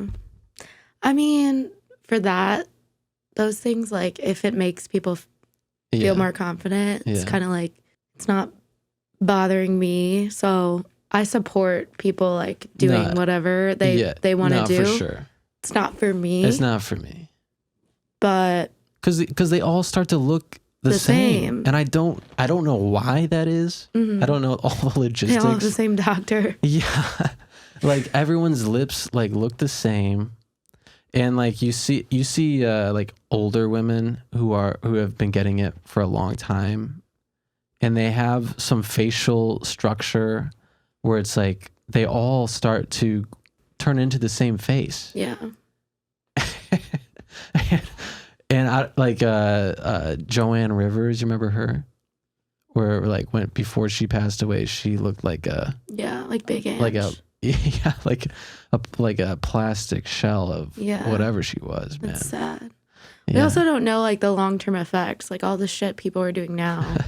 Have you heard about well, what's like everyone's taking that drug now that like makes you really skinny? It's like a diabetes drug. What? All the celebrities are using it. I haven't like heard the of this. Kardashians are using it. But now there's like you Like can a get tapeworm? you can get the buccal fat in your face removed, so it like makes you Ugh. like Yeah. really skinny in your face. The girl who plays Starlight in The Boys, have you seen that show? No. She did that, I think. And I think that like ruined like down the line as you get older, like you're like that kind of ruins your face. Like Yeah. it starts to like droop into it or something. Yeah. Well, we don't know the long-term Right, yeah. effects. And I feel like just recently girls in their 20s are getting it as like Oh man. Dude, it's everywhere, dude. Yeah. What am I kidding? I had a lot of friends that were doing Yeah. it. But it's also expensive. Like yeah. And you have to like upkeep it. yeah. Or people who are getting like hip implants or like ass Yeah. implants. I saw this girl who I don't remember her fucking name on Instagram, but she's like next level implants, and like she had like size K tits or something, and one of them popped, and like she like posted on like her Instagram like, hey guys, like, and like she can barely speak, right, because her face is like plasticized. Oh God. And she's like, hey guys, I've just been dealing with some shit, like I'll be back. She's getting the other tit removed instead of like refilling the other one because it's just they're blown out. Yeah. Well, you have to get like a reduction after that. Yeah. Like something. They're just done. Yeah. Like, and dude, like she is a cartoon character of a person. Like her ass is the same thing. Like just implanted to shit. Yeah. And That's and- rough. I know. And some people just they take it too far, man. Yeah. And like if you're their plastic surgeon though, you're like, I'm not You're like, "This is working on you. good." I'm not working on you anymore, dude. But she's no, they're probably like, yeah, yeah, I'll do she's that for you. taking hard cash, you know. Damn. Oh my God. I don't even remember. So yeah, you're not dating a short king. That was what we were getting at. In that, in a Does that sound roundabout way. superficial? No. You like what you like, Would dude. you date a woman that was like, No, I don't want to date a taller woman. If she was 2 inches taller than me, maybe. yeah, like what if she's like an 6'7"? Amazonian like model? No. Why? Because you look at our photo, I can't even like reach her like to kiss her, dude. You can kiss up. I don't know. That would be kind of like emasculating. I mean, I guess it would be kind of fun, you know. It would just be weird, like if you were having sex and like your face is, I guess it'd be kind of hot. Your face is just in her tits. You couldn't like reach her face. You Are know? you standing up? Oh, it'd be like missionary. Like you you're fucking missionary, and you're. Oh, and you're saying like her torso. My face is in her tits the entire time, because she's that tall. Okay, she's not. There's no one that tall. Or like, What? no, because like when you're laying down, it all evens out, kind of. What? Yeah. What? Doesn't it just even out when you lay down? Yeah, it does. Everyone's the same height when they're laying down. No. What you're talking about? Well, I guess if all of her length is in her legs, maybe. Yeah, maybe she has a short torso, Yeah. and so like your faces match up. Yeah, or just try a different position or something. No missionary. No missionary in that role. Yeah, no, I don't think I would. Well, My high school boyfriend was like 5'6", and even then that was like, too short. I've never Too dated even. someone that short again. My last boyfriend was like 6 foot. That's what you need. Some people like will try and like call you out, like you don't want to date someone who's shorter than you, or even like a specific race, or like you like what you like, dude. Yeah. And you can't shame what you're attracted to. It's just it's ingrained in your brain. I agree. Granted, I like them all. But You're like, I'm not speaking for myself. yeah. Like, I love a beautiful woman. You know? My friends, I always tell we all joke around because I'm like, I like a guy that looks like he hasn't had a shower in 2 weeks. What? Or like a lumberjack? Like, A homeless man? that is like, no, like just a grungy man. Like, that is like what I'm attracted Some to. stubble. But I think I'll grow out of that. I think I will. Like that you like the smell? Not even the smell, just like, I don't know. Like, Yeah. There's I know what you're saying. Like a flannel. oh God, no. No? No. Not Describe your perfect man for me. So they don't shower. I mean, that's kind of a joke, but like kind of. I like a beard. I like Oh yeah. a guy with longer hair. There has Jesus to be Christ, really? Yeah, so I'm traumatized by my Catholic upbringing. I'm looking for Jesus. You like a robe, some sandals. I'm like, yeah, he's barefoot and he has a lot of fun with wine. And yeah. He can multiply fish really easily. I don't know. I feel like it's always changing, you know? Yeah. Like until you meet someone that you like really like, and then your type changes into whatever they are. Like, you know. It's funny, yeah. Your type changes as you get older, and that's another thing with like marriage. Marriage scares me, dude. Yeah. Because it's like, if you were to get married, you better really fucking love that gal or guy or whoever they may be.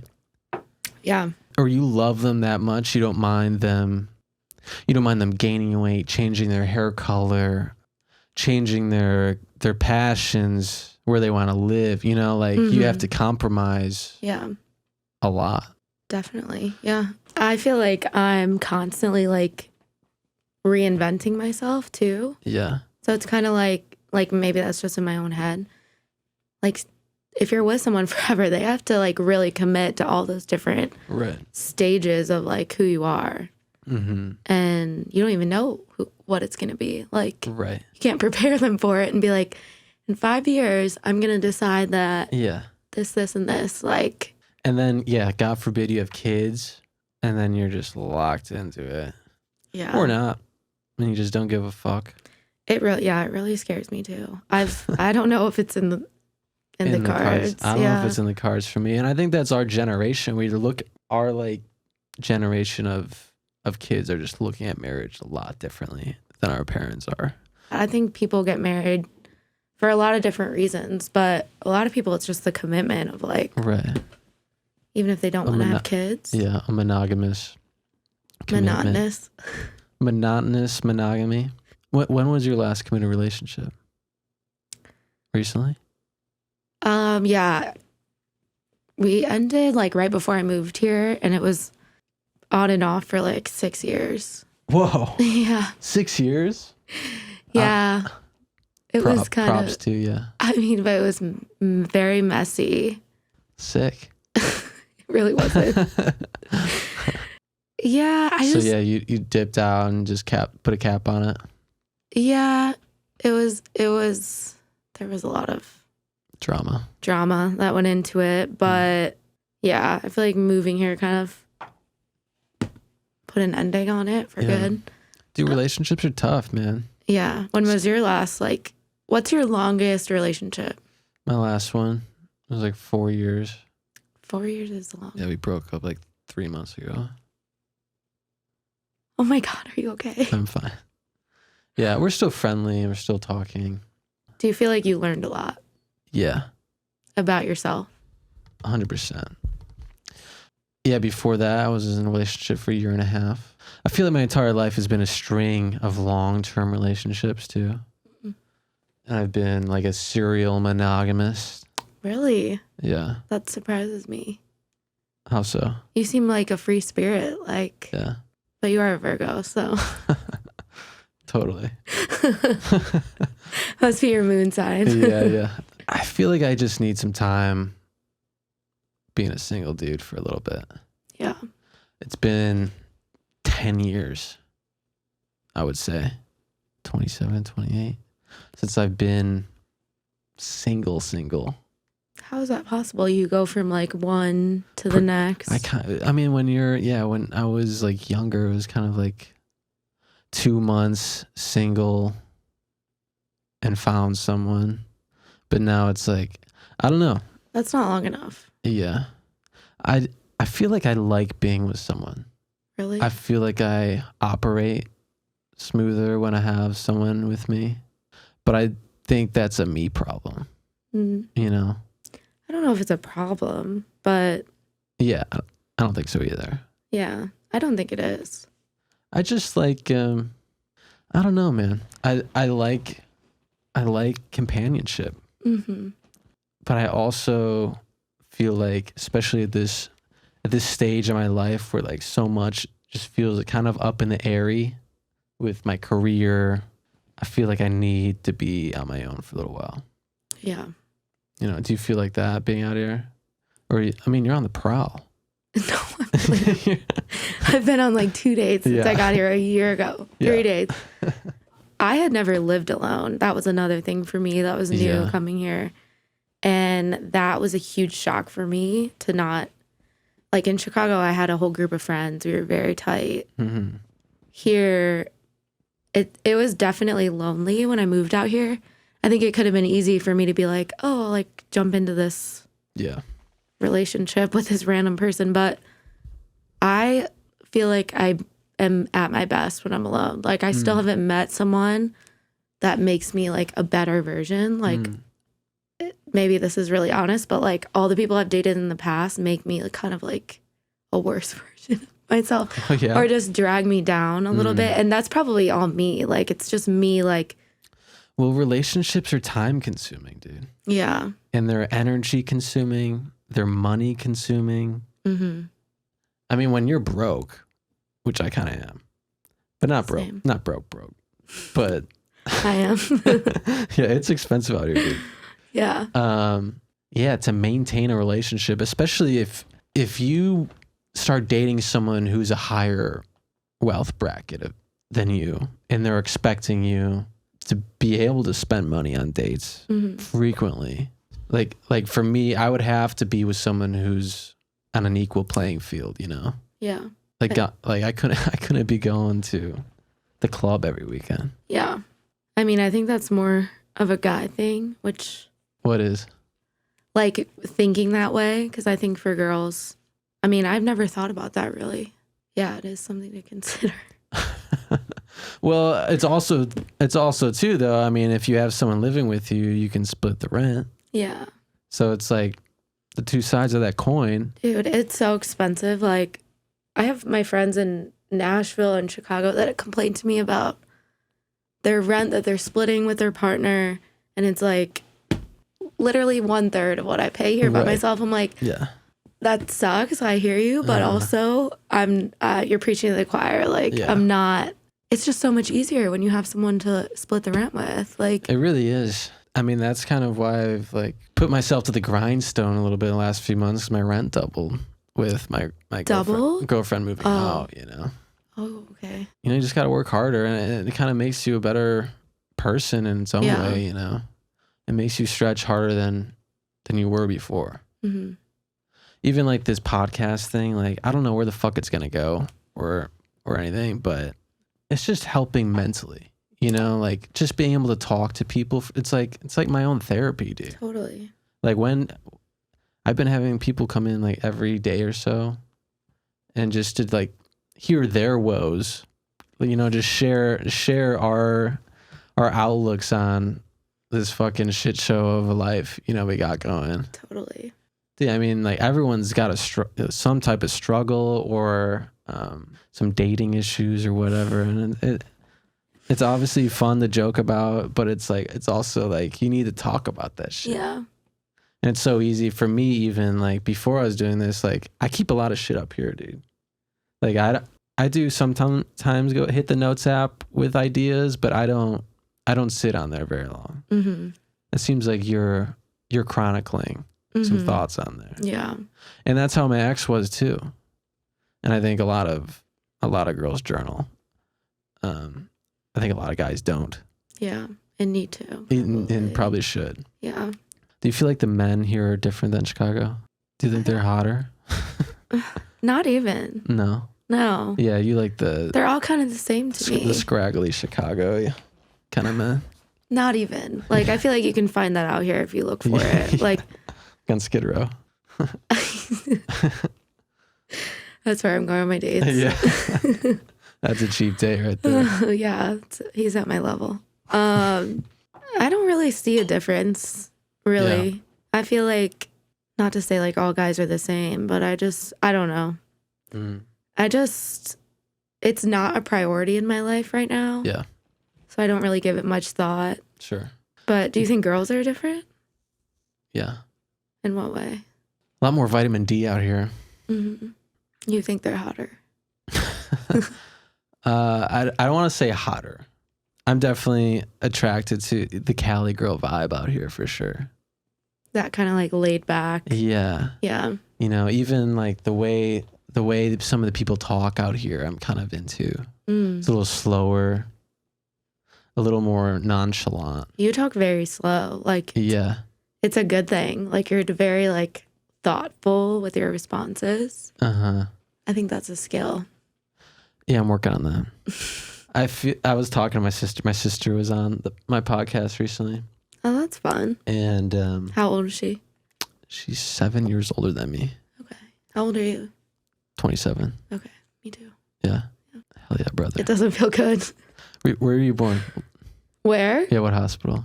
OSF, Peoria. Oh, yeah. I was going to say, if you were Lake Forest too, I've been sick. We were like 2 weeks apart.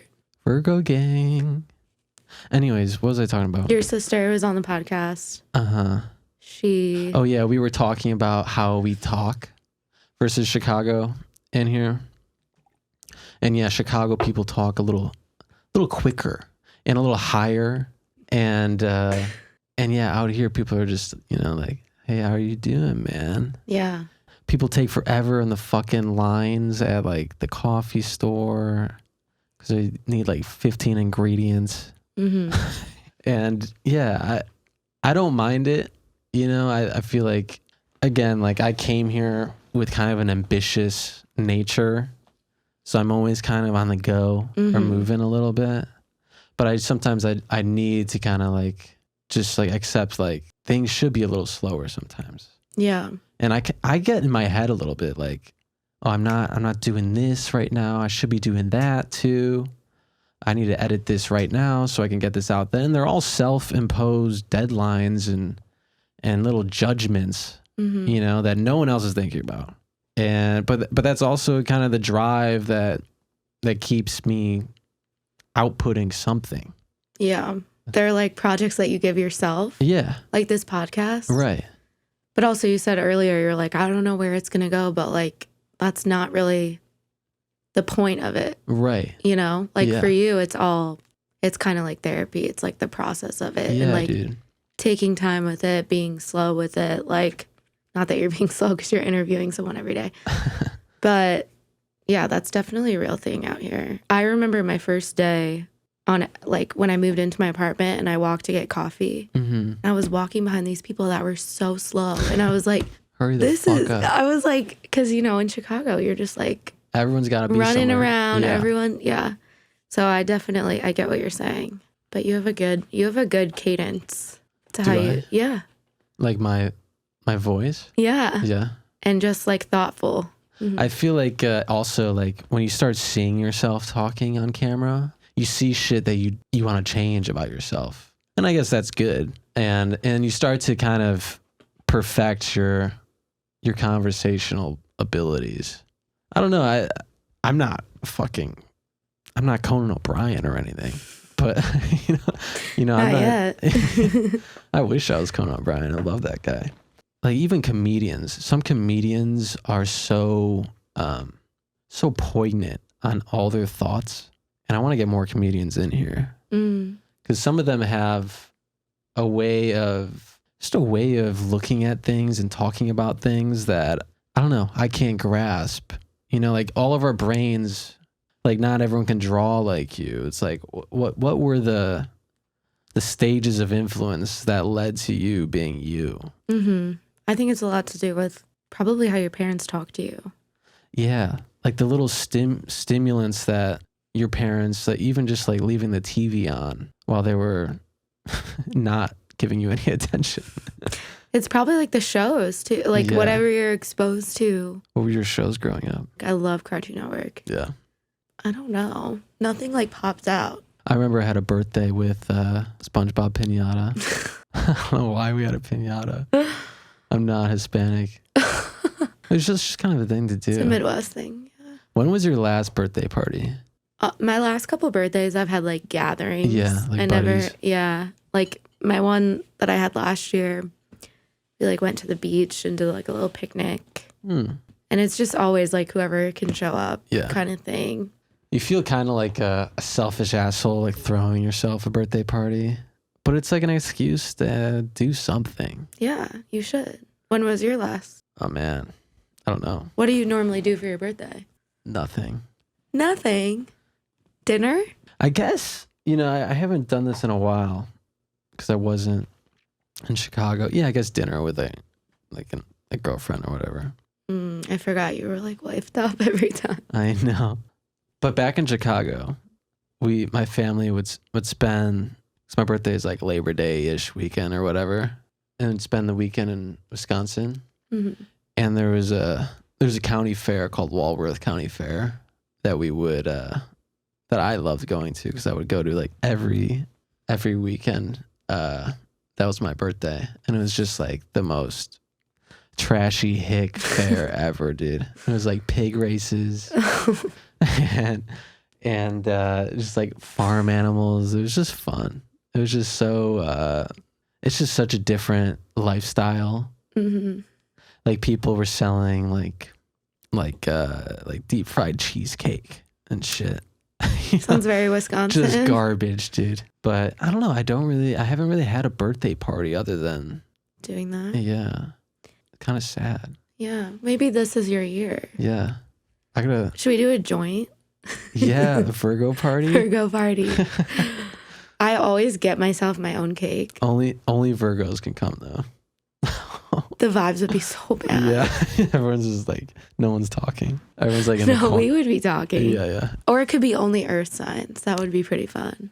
What are the other earth signs? Taurus, Virgo, Capricorn. Okay. I know a lot of Tauruses. Do you? Mm-hmm. Is there a preferred sign of yours? For a friend or? Yeah. No. I'm open. Yeah. I'm accepting. Yeah, okay. I fucking hate Pisces. We could get like, I love Pisces. We could get like a Virgo cake. That would be so fun. Yeah, that would be fun. I'm down. I'll throw you your first birthday party. Please, dude. Okay. I'm here for it. You could do something chill too, like doesn't have to Paintball. be- If that's your choice, then Yeah. We just break them out right off at bikini. Get arrested immediately. let's do something so weird. Yeah. Yeah. I don't know what would be the optimal birthday party. There needs to be. I love those bouncing gyms. You know those bouncing castle things. That's Midwest right there. Is it Midwest? Yeah. There's gotta be. Have out. you seen a bouncy house out here? No, they gotta be out here, dude. No way. You don't think so? I don't remember know. in grade school, for some reason, there was a bouncy like slide, like inflatable slide thing, but it was the Titanic.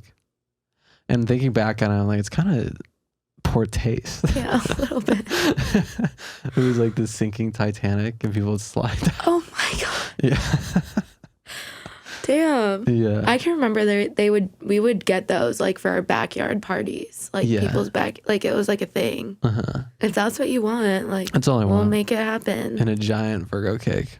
Maybe a Okay. stripper jumps out of it. Out of the cake or out of the bouncy house? Both. Both, yeah. I'll throw down on that. Okay. Yeah. What else we got? Some clowns. Would you have a clown? No. We could do like a stripper clown. Oh yeah. Hell yeah, dude. You'd be into Now that. you're speaking my language. I feel like a boat would be really fun. Yeah. I did, that's what I did on my last birthday. We rented a small, like, little ferry boat off of Newport Beach and just drove it around Newport Beach. That's something. Yeah. That's fun. You could also get like a house. Like everyone goes in on a house for a night. I was Throw a like, big party. I was like, everyone's Buy getting a a mortgage house. right now? No, like how fun would that be? That Like would be sick. Like an Airbnb. like something in Malibu. Yeah, like a Joshua Tree thing for Yes. a weekend would be sick. Yes. That's a good idea. Yeah. Some of those Joshua Tree houses too have like fucking like hot tubs. Yeah. And I've never been out there. I went out there once for like a minute. Okay. That's kind of the last bastion of like affordable property. And like What? like you Joshua can buy like a plot of land for like 40 grand. Yeah. Granted, there's no like infrastructure, Yeah. like no like running anything. I feel like a lot of the Airbnbs are like trailers. Like Yeah, they're yeah. like, what are they called? Airstreams. Right. Yeah. Or like those tiny homes or whatever. Yeah. I love those. I hear those are like the worst investment ever. Really? Yeah, because they just devalue like immediately. I'd still do it. Yeah, how tiny would you go? If it's just me, tiny. I mean, that's basically my apartment now. Yeah. It's like What do you have, like a studio? tiny. No, it's a 1 bedroom. Oh, okay. It's just A I had a studio lot. is depressing. I know. I couldn't do that. Yeah. And I couldn't do a first floor. Uh-huh. And I couldn't do somewhere that had no natural light. Those were like my three things. Some of the places in this apartment complex get zero natural light. I feel so bad for them, dude. I couldn't do it. It's so depressing. Yeah. You just feel like you're in solitary confinement. Yeah. My mental health, my finances would be better. My mental health would be Yeah. bad. Have you seen those houses? Like, I feel like New Jersey has them where it's like on stilts on the beach and they get like washed away like all the time. Okay, that sounds like a bad investment. Yeah. Or like I know Hawaii has a lot of them too. Mm. Hawaii is where I fantasize about retiring there, dude. You should have your birthday there. I went there last May. How was it? My sister got married there. Oh, fun. Yeah, it was awesome, dude. That's so fun. Were you in the wedding? I was Fun. I was shooting a video too. It was a good time. A video for your music? No, for a wedding. Yeah. Wow. Dude, it was so gorgeous. You were able to do both, like be in the wedding and shoot it? I wasn't really in the wedding. They didn't really have like a best man or a bridesmaid situation. How many siblings do you have? I have 3 older sisters. Wow. I know. That's It's too many. It's 3 too many. you learned a lot. I'm just kidding. I love all of them. Yeah. I Which think one got married? the Youngest? so yeah. So it's like 5 years, 7 or 8 years, then 10 years older than me. Okay. You're the baby. I'm the baby. Wow. Yeah, my dad's like, I gotta try one more time, dude. They got a boy. Yeah. Yeah. They're probably so happy. So you just have one sibling? I have a brother and a sister. Oh, okay.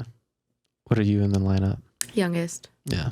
My sister's 4 years older. My brother's like 7 or 8. Mm. Yeah. And he got married like right before the pandemic started, like March 14th, like last day. Damn. And they just had a baby.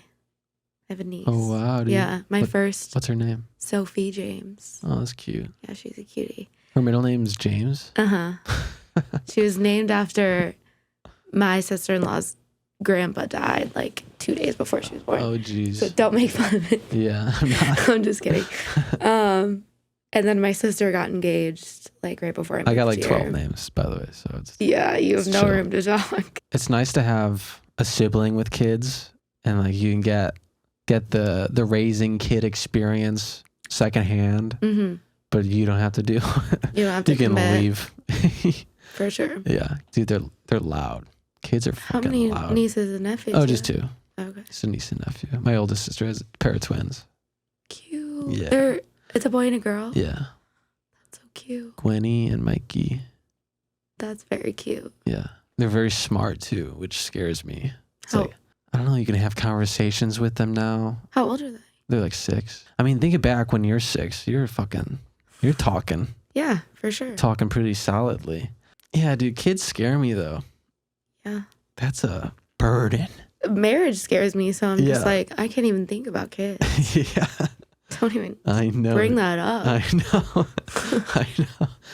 Yeah, talk about a money drain. Good luck traveling with those things. No, it stresses me out. Although if I had a kid, I feel like some people again, you need to make money and you probably are like locked in at some place so you can make money and you can't leave. Again, I'm trying to make my life super flexible. And if I had a kid, dude, I would be all over the map for that kid, dude. Yeah. It would be fun to have like a little sidekick Yeah. without the expenses and the screaming and the pooping and Yeah. All the bad stuff that yeah. goes with it. Yeah. Everything else besides having a sidekick. Like 90% of having a kid. Right. Yeah. Yeah. I you know what I'm thinking of? A dog. And I already got You already a dog. have one. Yeah, so I'm golden, dude. The part of that stresses me out the most about having a significant other, like a partner, is like, well, first of all, having someone rely on you. Second of all, like thinking, like prioritizing someone other than yourself. Like, Yeah. I feel so selfish right now. Uh-huh. And then if you have kids, that's basically all, like, that's everything it is. Yeah. And when you're raising a kid, you're also like constantly thinking about like, am I fucking this kid up? Yeah. And I would be. Yeah, I would be too. But I mean, I think that's just life, you know, like every parent ever is just like never doesn't know what they're doing. Yeah. You know, remember Rugrats on Nickelodeon? Of course. Stu and Dee Dee, they were like in the canon of the show, they're like 30 years old. That's wild. I know. And I look at them and I see them as like 40 years old. Yeah, for sure. But it they're makes babies. sense. But it makes sense, Yeah. you know? They did that when they like illustrated those characters. Yeah, it made like them look they a look little, older. a little more run Yeah. down. But that's what happens when you have a kid, dude. You just get beat up. Yeah, that show is so real. It was. It was real. Yeah. Well, having a kid as a woman is particularly taxing. Yeah. You know, the man just watches them pop out and is completely helpless in that room, in that situation. I wouldn't describe them as helpless. They're just like there. Yeah. Well, that's what I mean. Like, they can't do anything for you Yeah. except hold your hand. They and can. talk you through it, I guess. Yeah. They can. They're useless. Yeah, they're useless. Yeah. That's what I meant to say. Yeah. I also too, like, if you're having like your first kid versus your fourth kid, I wonder if it becomes more of a breeze for you. I mean, Or what do you think for your parents? Like, well, let me ask you this. Were you treated like pretty, were your parents not as strict with you? Yeah, I was pretty much like a feral child. Really? Yeah. I was just roaming aimlessly. Are you being serious? Yeah. Well, my dad worked all day. My mom was sick for most of my life. My parents are gone, by the way. Oh, wow. Yeah. Okay. And my dad had ALS. My mom had Huntington's disease. Oh my God. Yeah. So they're both gone. I'm sorry. It's all good. But like I kind of grew up being more independent and self-reliant. And so there was just kind of, I think that it was kind of a good thing in some way, that they were less hands-on. Mm-hmm. When did you lose them? My dad passed away when I was 20, and then my mom passed away the next year. Wow. Yeah. That's awful. Yeah, dude, it was rough. My dad was diagnosed with ALS when I was 17. And yeah, it took him pretty quickly. And my mom got sick when I was like 7. Huntington's disease is a weird disease. It's like it's a hereditary. Have you heard of it? Mm-mm. I mean, I've heard of it, but I don't know. It's pretty rare. Yeah, she got it. She had 2 brothers. They all had it. And they're all gone. Wow. Yeah, it just gets passed down. But I tested for it. I don't have it. That was probably really scary. I didn't tell my sisters I was getting tested. Really? I'm just like, I gotta know. And they all know now. But yeah, when you go in there, like all the doctors are like they're treating it like it's this huge ethical question.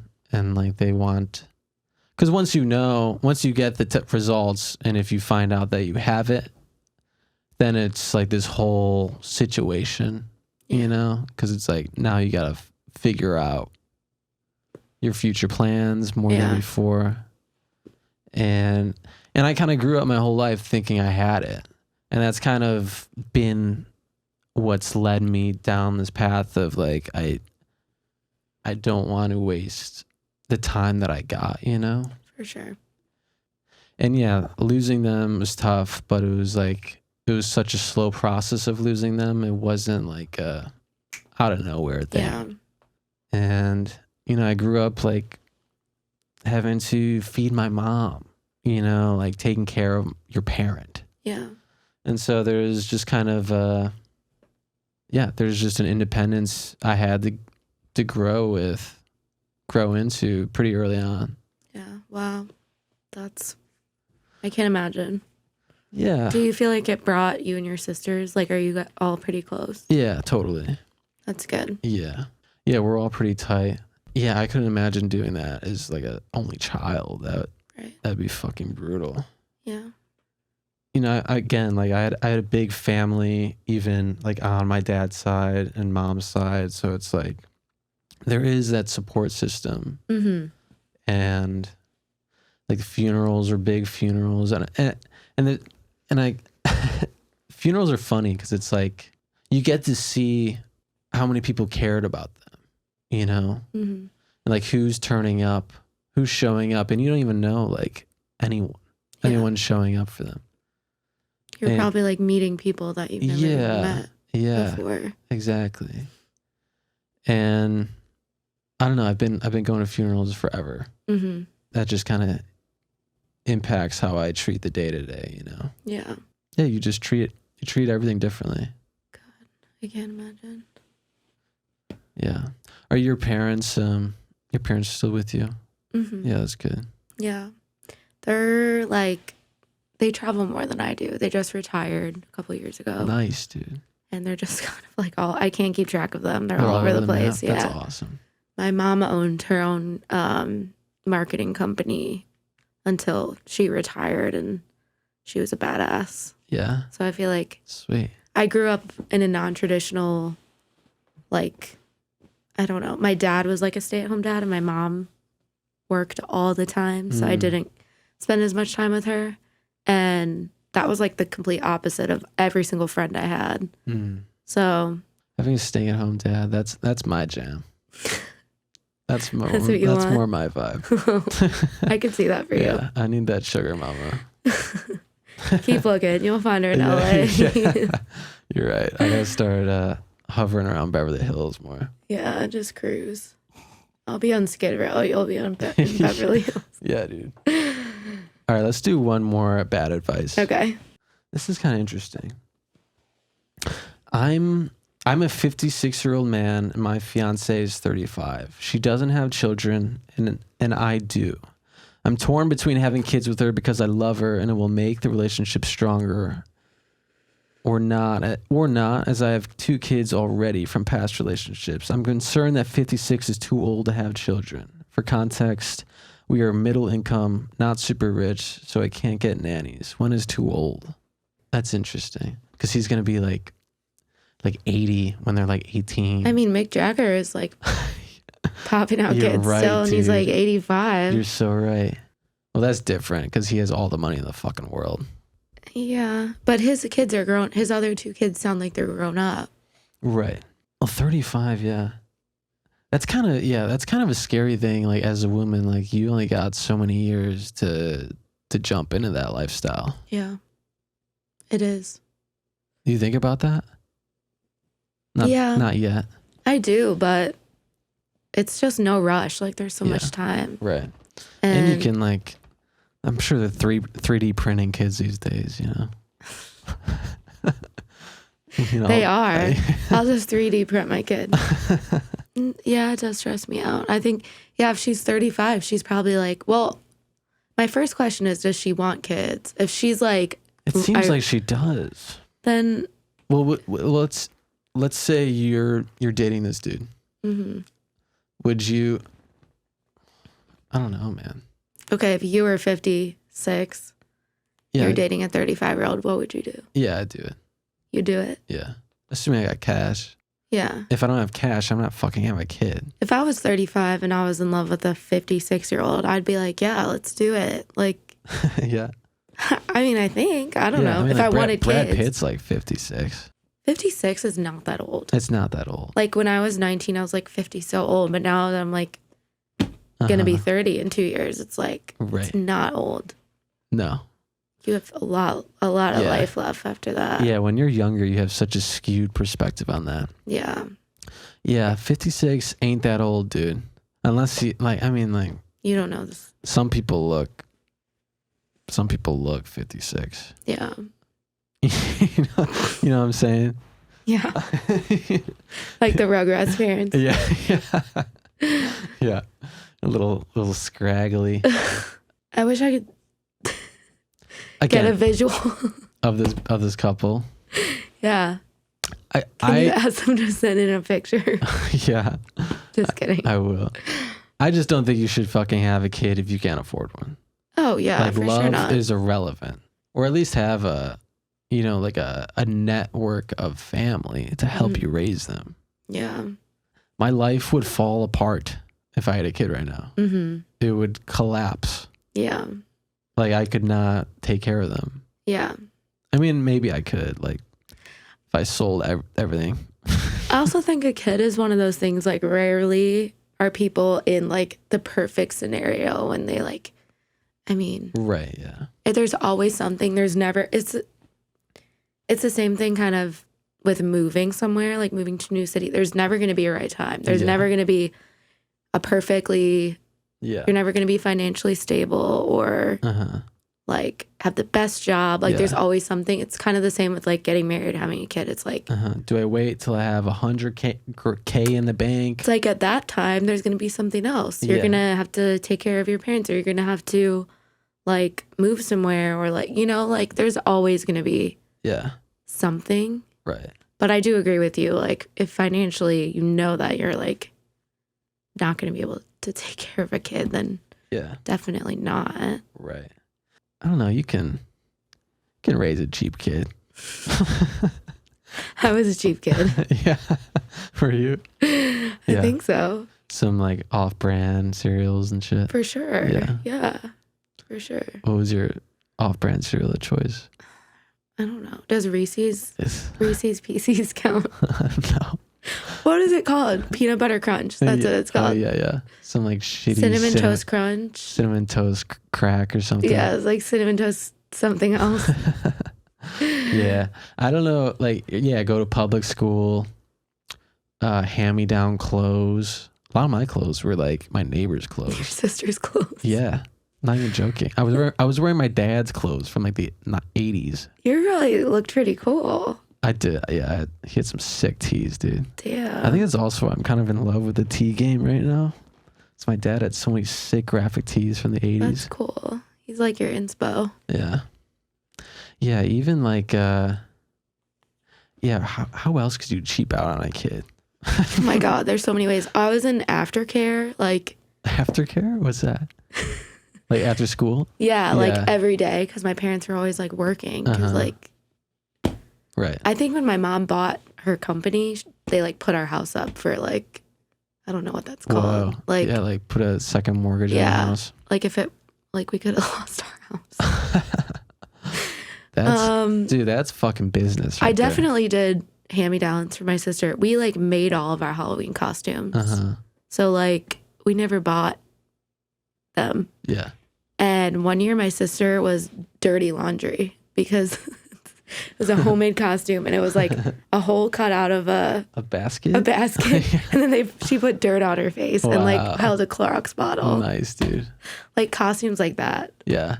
I think I was like a clown for like 4 years in a row. Same. Yeah. With the wig. Yeah. Well, it made sense too. Like, it was like a self-fulfilling prophecy because I eventually taught myself how to unicycle and juggle. Of course. It was like my brain was pushing me in that direction. It's like, you were born to clown, my friend. You were born to do this. Yeah. And you're going to have a clown at your birthday party. You're so. right, yeah, stripper clown.